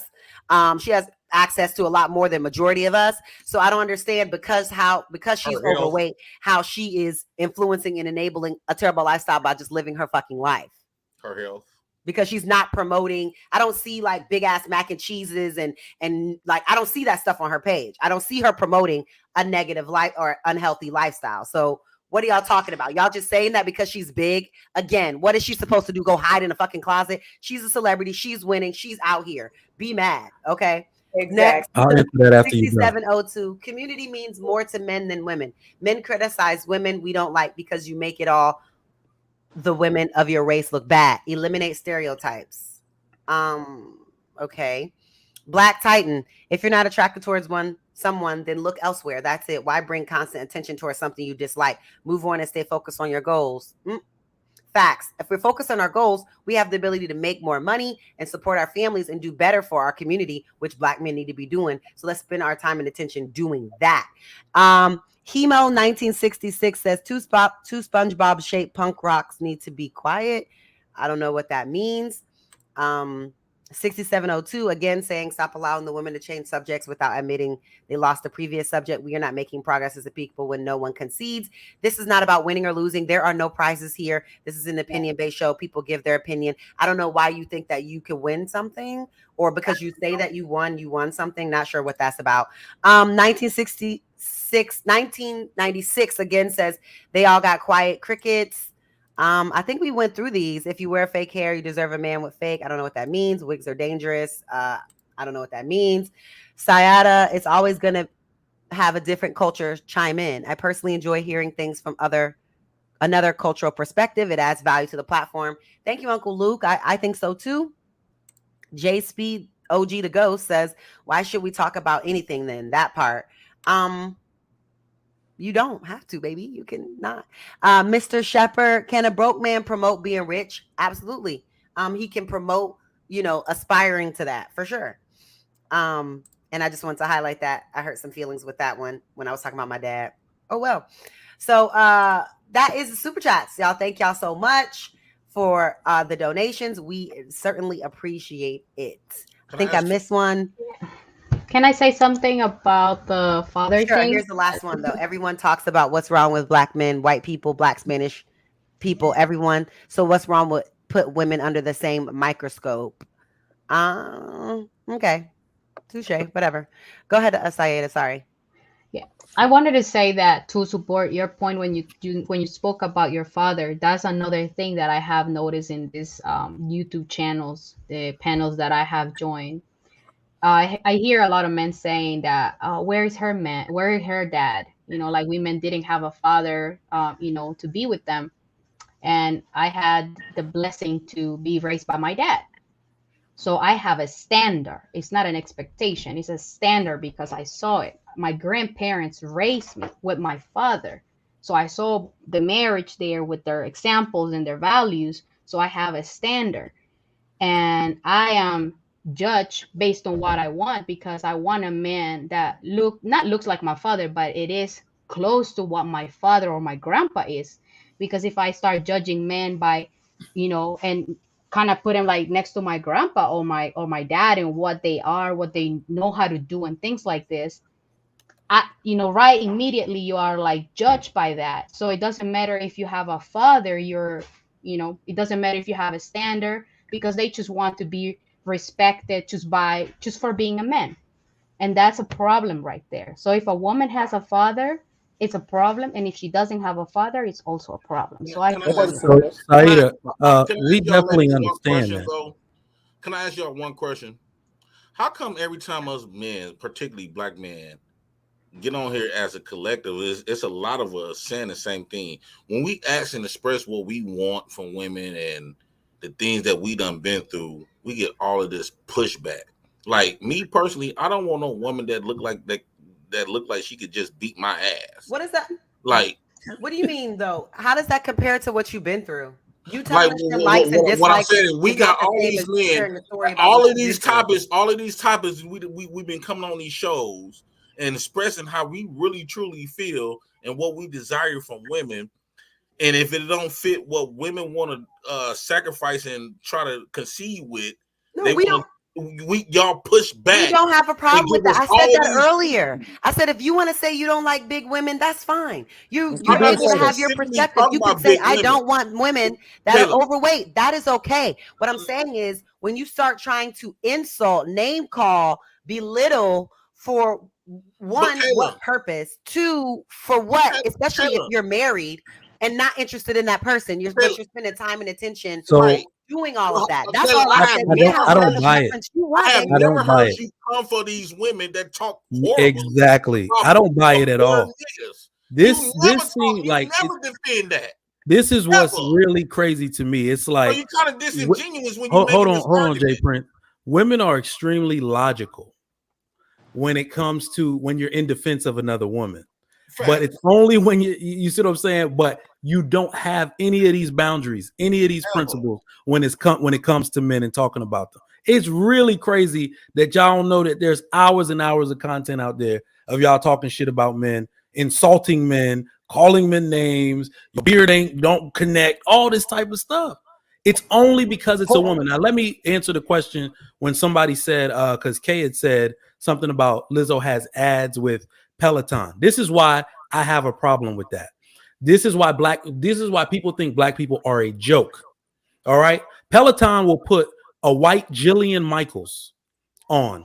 Those type of brands, people that do health brands, will put on a fit white woman, but wants to put on a fat black woman. That means they don't take us seriously. And then to add insult to injury, she's producing no results. Mike, so that means she's a sideshow. Mike, I understand about like the way marketing works and in terms of black people versus white people. I get that, and I'm with you. But I was having an objective conversation and speaking about a specific point, which was that Lizzo, I don't know who said, some of y'all said she promotes a certain thing. So my pushback on that, just being objective, because you're getting emotional. Just being objective, if we're looking at the facts about what she promotes. Now, we can go into the whole race versus, different people, different representation. I'm with you on that. But if we're being objective, talking about what she promotes, the things she promotes are not, she's not promoting go be obese. She's promoting make a smoothie, get on a Peloton bike. Now, we can talk about the advertising. That's different. But like, and she's, she's a vegan. She eats a plant-based diet. Not saying that those are always healthy or whatever, or low fat or low carb or whatever. Not saying any of that. But I'm just saying, Mike, if you're being objective, you should be able to think this way. Right. So I'm gonna ask when you hear the word Lizzo, what's the first thing come to your mind? That's the reason I brought that up. So if you're gonna try to like now divert the attention to like racism in terms of marketing, that's a different conversation and we can talk about it. But what we were talking about at the time were things that she promotes. And I was just saying one of the things she promotes is working out. I got a question for you. She gets paid to promote it and she works out. Both. So what is? I mean, I get that y'all want to pull out. Oh, she promotes Peloton, that exercise, all that. That, come on, man. What is she really promoting? You talk to her. What is the primary? What is her brand? Like right now, if you hear the word Lizzo, what do you see? What comes in your mind? Music. No. Really, music? So is that true? Someone said Lizzo lost 50 pounds. So obviously Peloton is trying to promote people to lose weight.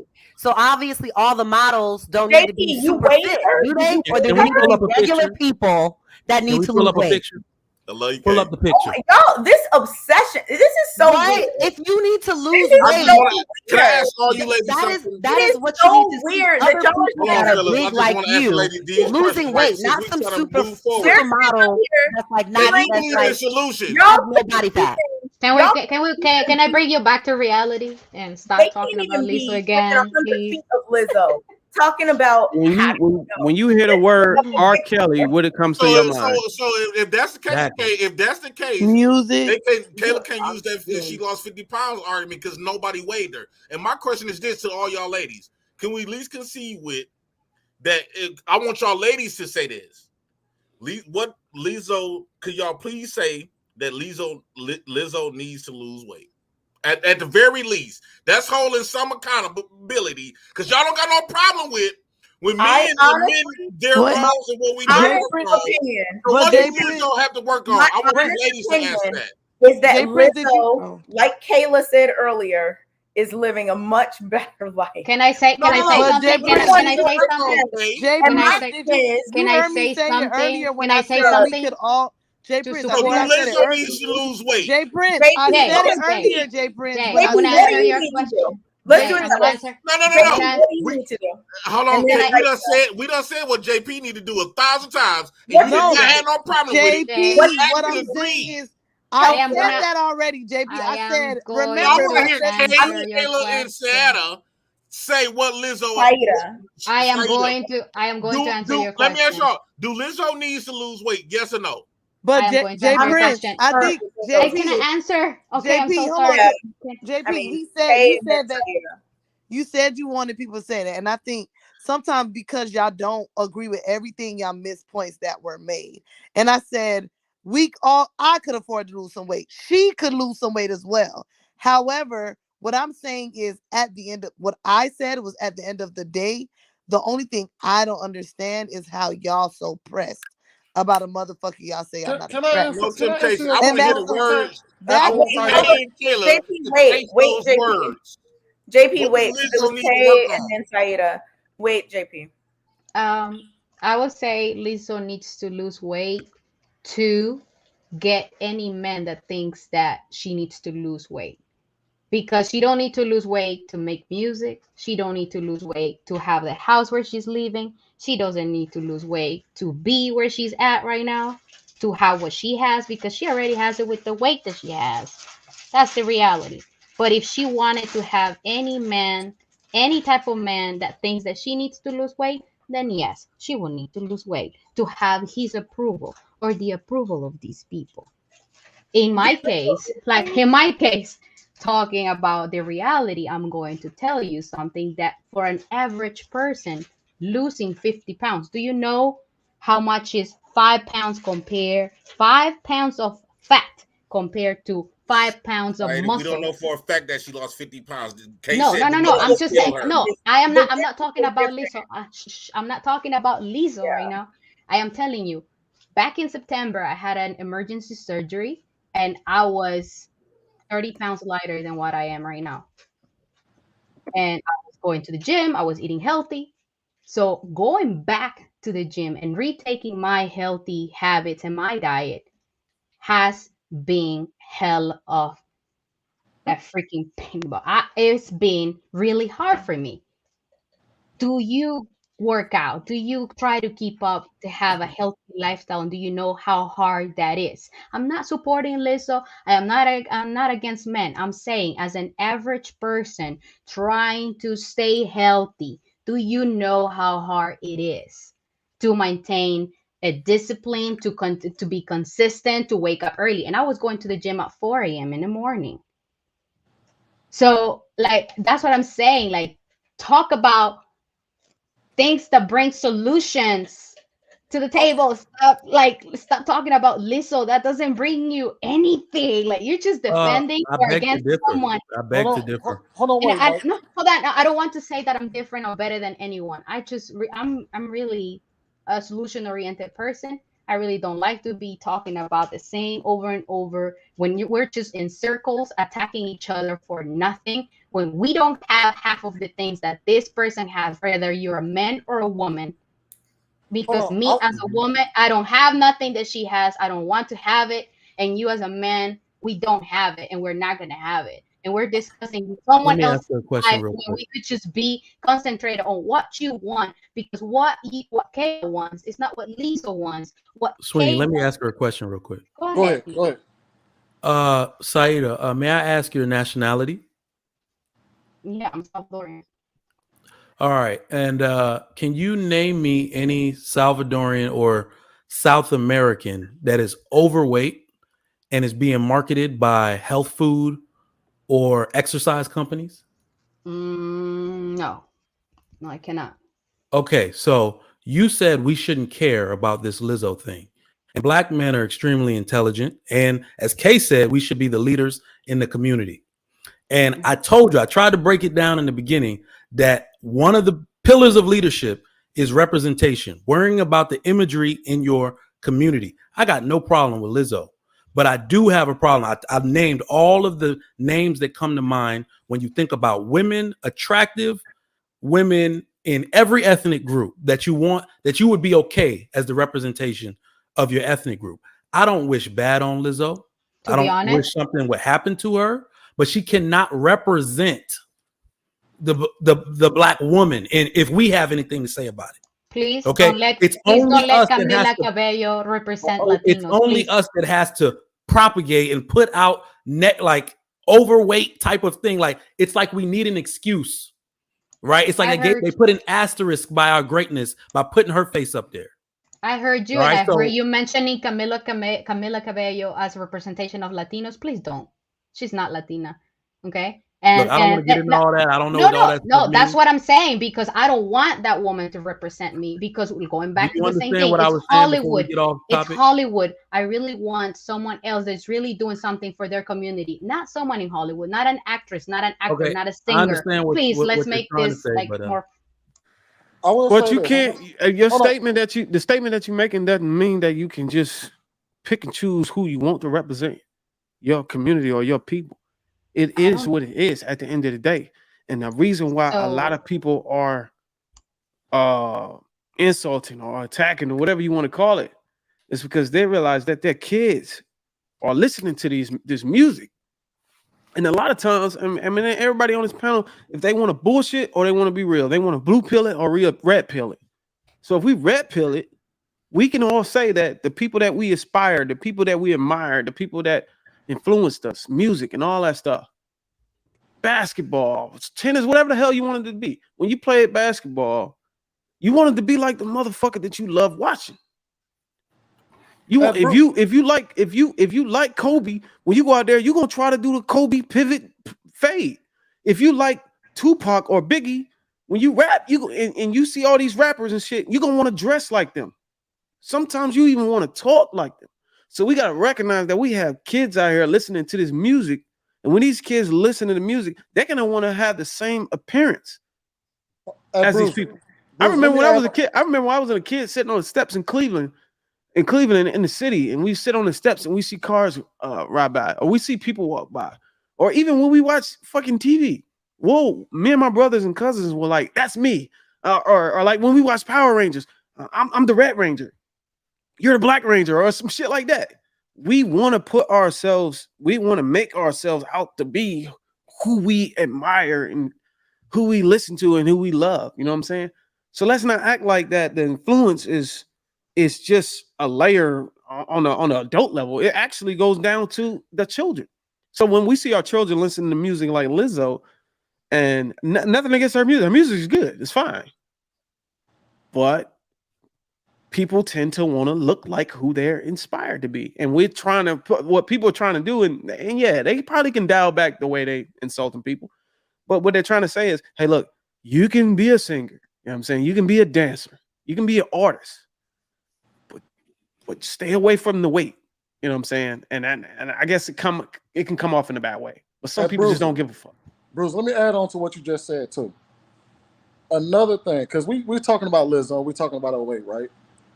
And I want to answer Temptation question. You said why are men so pressed by it? I think men are giving Lizzo the same energy that Nick Cannon gets every time he has another baby. It's the same energy. He makes every Shade Room blog, every podcast, every time he makes another baby. What he does don't make us shit. And yet, here he is at the top of the conversation. Kayla have spoke on Nick Cannon. Exactly. Kayla have spoken on Nick Cannon. People talk shit about celebrities. They're the representation. Cricket. Yes, he did. That was the topic. That was the topic. I've never brought up Nick Cannon randomly. Lizzo is the topic. Lizzo is the topic. Look. Well, no. What I'm talking about is Aries. But Lizzo was and how he brought up Lizzo. But I'm not talking about now. Obviously, now we're talking about it. But the topic is how Aries spoke on Lizzo. So that's what I'm speaking to. All right. So, you just got Jay, hold on, wait. Now, granted, when Aries spoke on Lizzo, he did insult her. Straight up. He made a joke about it. Yes, he did. He made a joke about it. But we've seen jokes made about people all around. As a matter of fact, the game literally did it to Eminem. He brought his name up to induce for whatever reason he had to. Aries was asked about her music, and he made a joke saying, I can't get past how she looked. But his criticism was the overall ideology surrounding Lizzo and how people have treated Lizzo in this space when they say that it's okay for women to be big and things like that. That was his overall criticism. But yeah, did he criticize? Did he make a joke about her? Yeah, but I've seen many people make jokes about everybody. Everybody can catch these jokes. It is what it is. Why does it matter? We done had a whole 3-hour discussion about why Aries Spears has something to say about Lizzo. Who gives a shit? Mm-hmm. And another thing y'all got to recognize in our particular you community. You did not defend hold on, Jay. Let me say something real quick, and you can go. In our particular community, we have I'm not gonna say it's a parasite. That might be a bad word. We have a weight problem. So whenever you go market that as a positivity, that's when it becomes an attack on the community, because the community is suffering from an issue. So like to put it, let's put it in. Let me do y'all a favor, woman. Okay, let's say it's a male singer or a male rapper, and he's promoting, oh, I got a lot of baby mamas and fuck child support. I ain't paying that shit. Take me to jail. We know that's a problem in the black community. What y'all gonna say about that? Hold on, wait. Y'all gonna insult the shit out of him, right? Hold on, wait. Don't say that.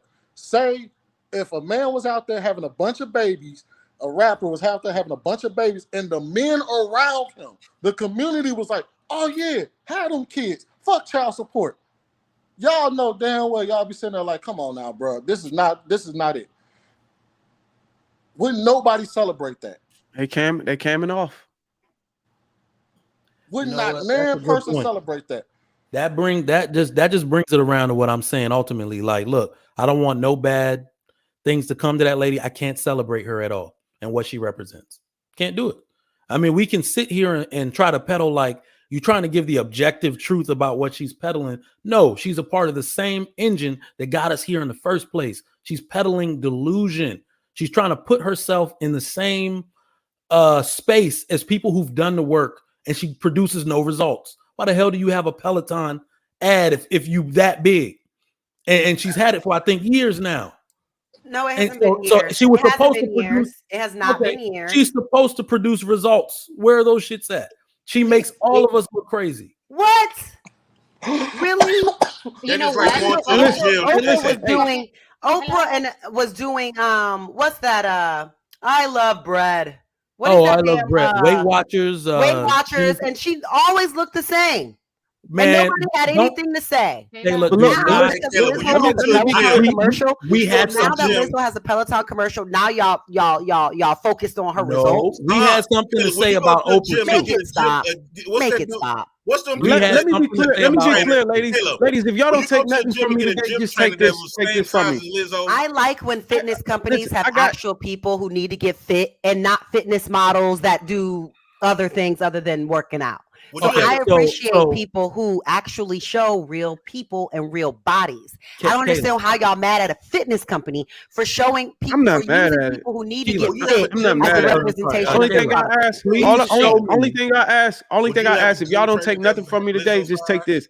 Only thing I ask is that women, you know, these women that's in these spaces or that's looking at this, just be accountable.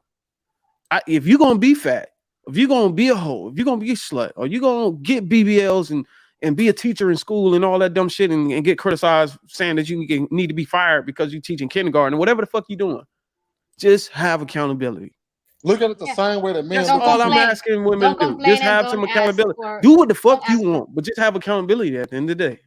Yeah, and But don't ask for what you can get, right? Yeah, I totally agree with that. Before I leave, because I'm tired with Lizzo, I had to go online, and you probably know this better. I'm like, who is leading these people? Who are the leaders of Lizzo?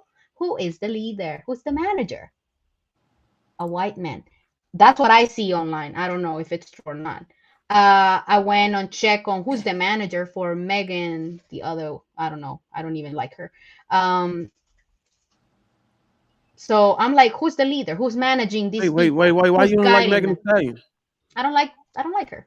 Why? She's Why? problematic too, bro. Come on, But man. you were She's judging her problematic too. earlier. I didn't say You what were she was. judging. You were judging her earlier. No, that I was me. judged That was her? me. That was me. That was I me. never I judged don't her. know. I don't I know. said I But just asked you a I question. Why have you don't like her? I have the right to say that I don't like an Yeah, artist. you I don't do. like. I got the right to I say I don't like peas, I but don't. I'll be I don't telling like you Bad like I Bunny. don't like how they I taste. don't like Bad Bunny, and he is Latino. Who? I actually Bad Bunny. Bugs Bunny is Oh, not. Bad Bunny. Bugs Bunny is not like You that. said Bad Bunny. Bad Bunny. Oh. I bet you like that song. The I don't even know. I know it's reggaeton. I just don't like it. Man, There's let's things be that real. I So don't. you don't think it's disingenuous to say that you don't like something and don't have an explanation for it? I don't need to say it. I'm saying that I went online and checked who's the leaders of You these just think people, who you is the leadership that they have, because we're complaining about them, but at the end of the day, they have leadership, they have a manager leading them to do and be whatever they want and signing them to whatever they have to do and guiding them. It's a point. Now, I am tired of discussing do you like Cardi Hollywood B? and not reality, so I have to go. Have a good night. Thank you for Thank you, inviting Sayeda, me Yeah, so much for and coming. having me. Can I ask We a are I want to doing respond. Jay, I can I want to ask you a appreciate question respond real to We're quick? gonna what. do last thoughts What? anyway. So we're All gonna right. go around. We're gonna start with Bruiser. Okay. We're gonna start with me. My bad. Yeah, we're gonna go around the square. We're gonna start with you and get everyone's last thoughts. I appreciate everybody coming out tonight. Thank you all for All I the want to super say, chats. man, I They appreciate. had to run, but yeah, go ahead. Sorry. All I want to say is I appreciate allowing me to come on this platform and speak. It's been helping me. It's been helping educate me, helping me learn and shit. Especially on a space where there's other women, where I can try to see how they think. But I will say this: I think the issue is accountability. The reason why men insult women on the level they do is because women are not accountable. They don't accept them, their fallacies. They don't accept it. So we have to constantly tell them about it so they can know that we see it. Because if they don't fucking see it, they see it, but they won't ever talk about it. So we have to hey, look, we see that. So that's why the insults are there. But this statement that Sayeda said before she left, she ran off because she knew I was gonna grill her. She stated that men in the manosphere on these platforms in these spaces use women because that was drive the numbers or some shit, or that's what sells. Yeah, I said that was unfair.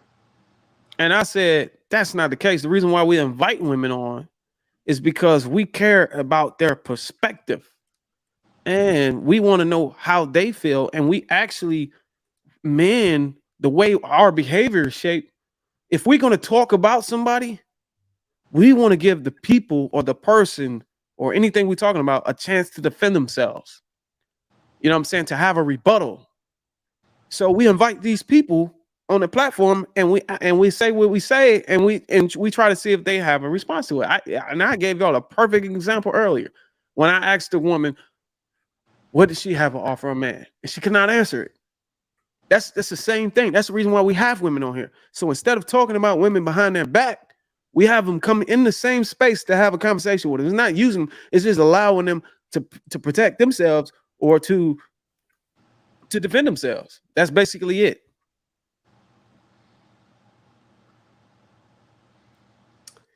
Okay. I appreciate that, Bruiser. I get it. I respect everybody's opinion and perspective. Mr. Sweeney Podcast.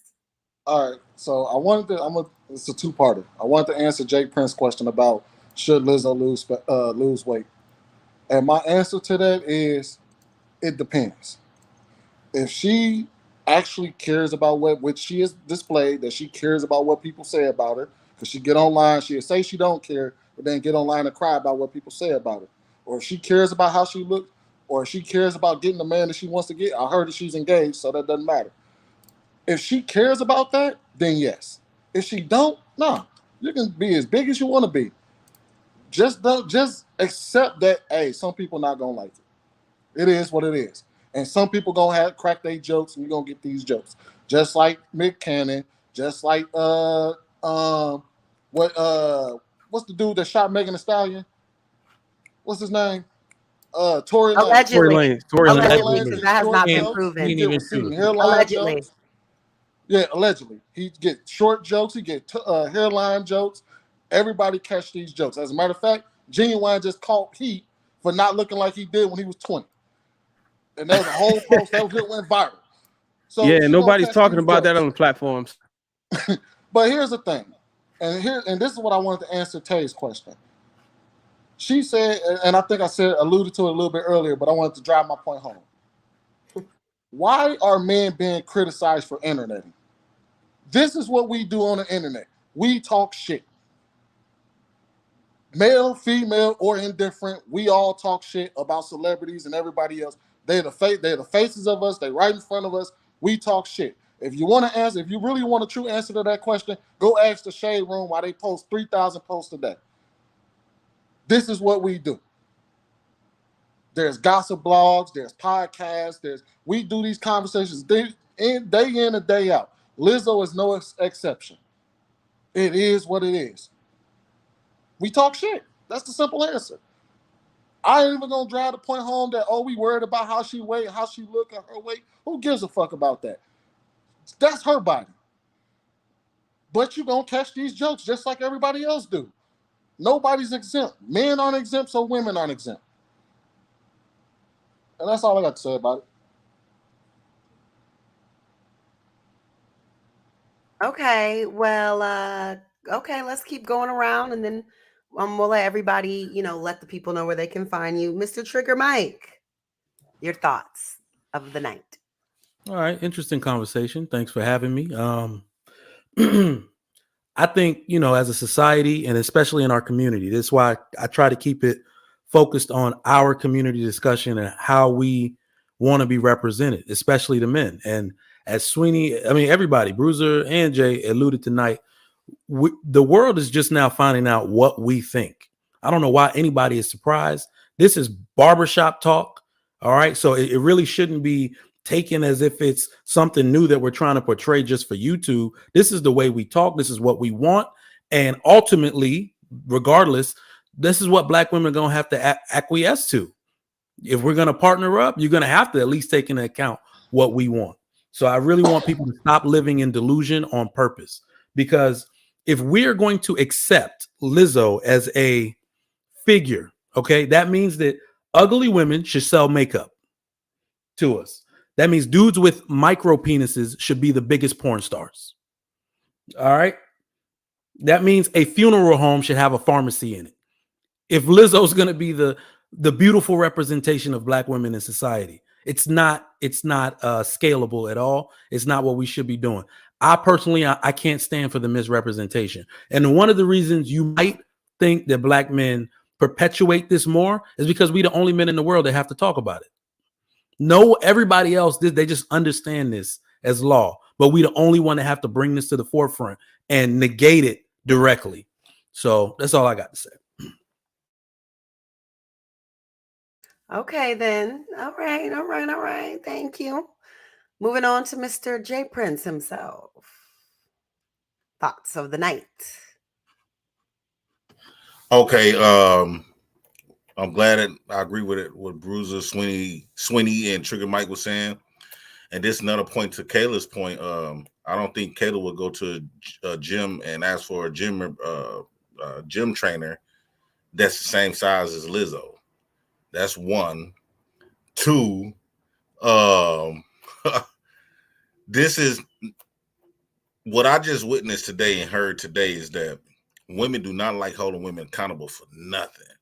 So with that being said, since we can't make comments and since we won't never be able to date Lizzo and all this other stuff, you ladies can no longer engage in a conversation about holding no man accountable ever. You cannot call no more men broke out of ill will. You cannot talk bad about no man in no shape, nor forms, nor fashion. Because every time you guys bring some up about men, I'm gonna remind you with this video that you got all this defense when it comes to women and all this other stuff, but when y'all don't have the same smoke when it comes to men, Kayla. They just brought up Nick Cannon.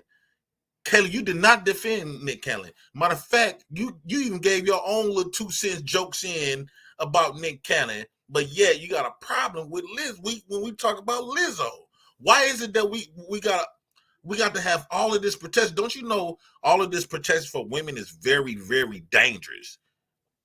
Because the reason why it's so dangerous is because when us men try to correct the problem by making her feel uncomfortable being that way, just like we y'all men make us feel uncomfortable for being a loser, for being broke, for being my pookiest behaviors, all that. Y'all don't got a problem with men making us feel uncomfortable, but the moment we make her feel uncomfortable by her weight, you got Kayla, Kay, and everybody coming in and would put on a superwoman cape and protecting it. Stop talking bad about broke men, and Kayla, get you a broke nigga. For now, you're not entitled to no good man. No. Mm-mm. Hey, and also, can I mention this? Right to talk about not getting nobody broke. Sorry. Can I mention this before we get off? I noticed a lot of people was asking like, what channels did a man have? I would just say that if anybody was looking for me, you can find me on the Kate and Kayla show on Mondays. Mm-hmm. Like, I like this show. This show is the shit for real. Still ain't it? And then I have my own show. It's called The Groomsman Show. If anybody didn't know. All right, we can find Jay Prince. Where can they find you, Jay Prince? On the Jay Prince for President show. It'd be cracking. Man, y'all gonna have a good time when y'all come on my shows on Sundays. Okay. From 7 until. Perfect. Sweeney? Yeah, you can find me here on YouTube as well as the SMS Sweeney podcast on YouTube. And I got my own show. outside of that, or you can find me on Instagram at SMS Sweeney. Other than that, yeah. Good show, y'all. Dope. Kayla, you definitely different today, though. Huh? You definitely different today. I got a different vibe from you than I normally see on the other show. That's because you're ready to love, maybe. That other show is intense. I meet aggression with aggression, but here on this show, we just have cool conversation and like no one gets crazy or disrespectful. We can agree and have civil discourse, and that's what I really like. I love just let's have civil discourse. We don't need to insult each other. You know, we could just have some back and forth and have fun with it. So, but we that's can't what we do here on Mondays. Yeah, why you don't invite Logic on, Kayla? Logic's been on the show before. Yeah, he comes on. You know, but my blood pressure, I can't do it more than once a week. I gotta just stick to Thursdays because my blood pressure can't take it. I'm doing different things in my life. I'm moving in a different direction. I'm actually targeting a whole different, like the Manosphere is not my personal brand's like audience. So, you know, Thursday's enough for me on Big Bro Logic. But Logic's welcome here to call in anytime. All right. You can find me at Trigger Mike here on YouTube and on IG at Trigger Mike Speaks. Check out my shorts.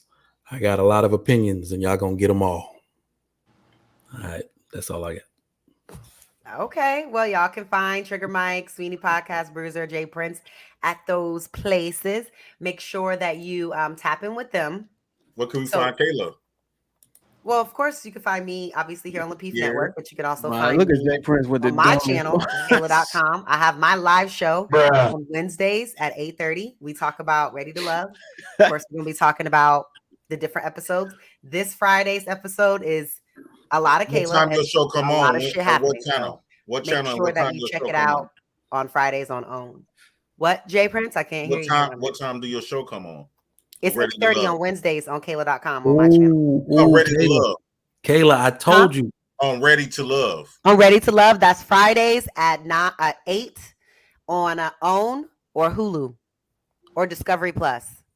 Yo, Kayla, didn't I say that somebody pissed in the pool? Did you that? I saw like the episode where the dude at the pool table blew up on her. I was like, these dudes making black dudes look bad, man. That was tough, but a lot of people are talking about that. A lot of people are talking about again, I'll be talking about that this Wednesday on my show. I review each episode because I can only talk about the episode. I can't talk about. Yeah, I know. Tell them I have a bad. I will. Y'all tune in Wednesdays on my channel. I talk about each episode. Hey, Kayla, did you have the Zoe Cerise blow up? Because I want to know what men think about how he handled himself, and I want to know what men and I just want to know what people in general think about how he handled himself, and I want to know what people think about. Is the show already finished and y'all just no?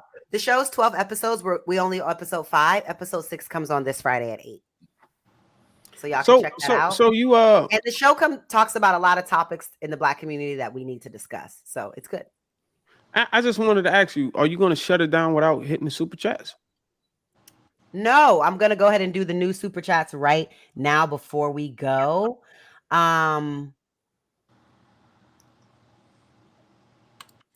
Next will be Dark Lake Revive says, if we left it up to Black women, Malcolm X would have never been leaders. It would have been some Lizzo chick leading the community. Stop the cap. Pimpin' ain't easy says, is Kayla really the disrespect? The disrespect. Like, is your mama? Yeah. Is your mama? Okay. So anyway, JW said Lizzo is not an average person, so why play this game? Sounds like women code to me. She has the money to get in shape if she wants. That's debatable. BZ, formerly Baby Zaddy, said, y'all ladies stop the cat. Lizzo don't have a man. She got a dependent. Y'all don't know that woman. Y'all don't know that woman. Stop that. He broke. Why can't y'all be happy for people? Y'all are miserable, and that's why y'all don't want to see other people happy. He's on her payroll. He's on her payroll. Again, y'all are miserable, and y'all don't want to see other people happy. If I see people happy, I ain't got shit to say about it. Whether you it's even they happy, they fooling you. They're not fooling them. The same thing about Kim and P. I thought it was a bunch of bullshit, but I say, hey, if that's what they want to do, then whatever. David Jones says Kayla goes into Barbie mode at the end of Toy Story. I am a Barbie. Don't get it twisted. Any other super chats? Did I miss any? I appreciate y'all donating. I don't think I missed any. I think that was the last one from David Jones. So thank y'all so much. It's been a lovely show this evening. Make sure y'all are here every Monday. You know, me and Kay have a great show planned for next week. So definitely make sure you're there next week. And y'all know main show on Thursday, Lapeef Let's Talk. So thank y'all all for being here. Shout out to Kay, my special host. And we will see you guys next time right here on Lapeef Network.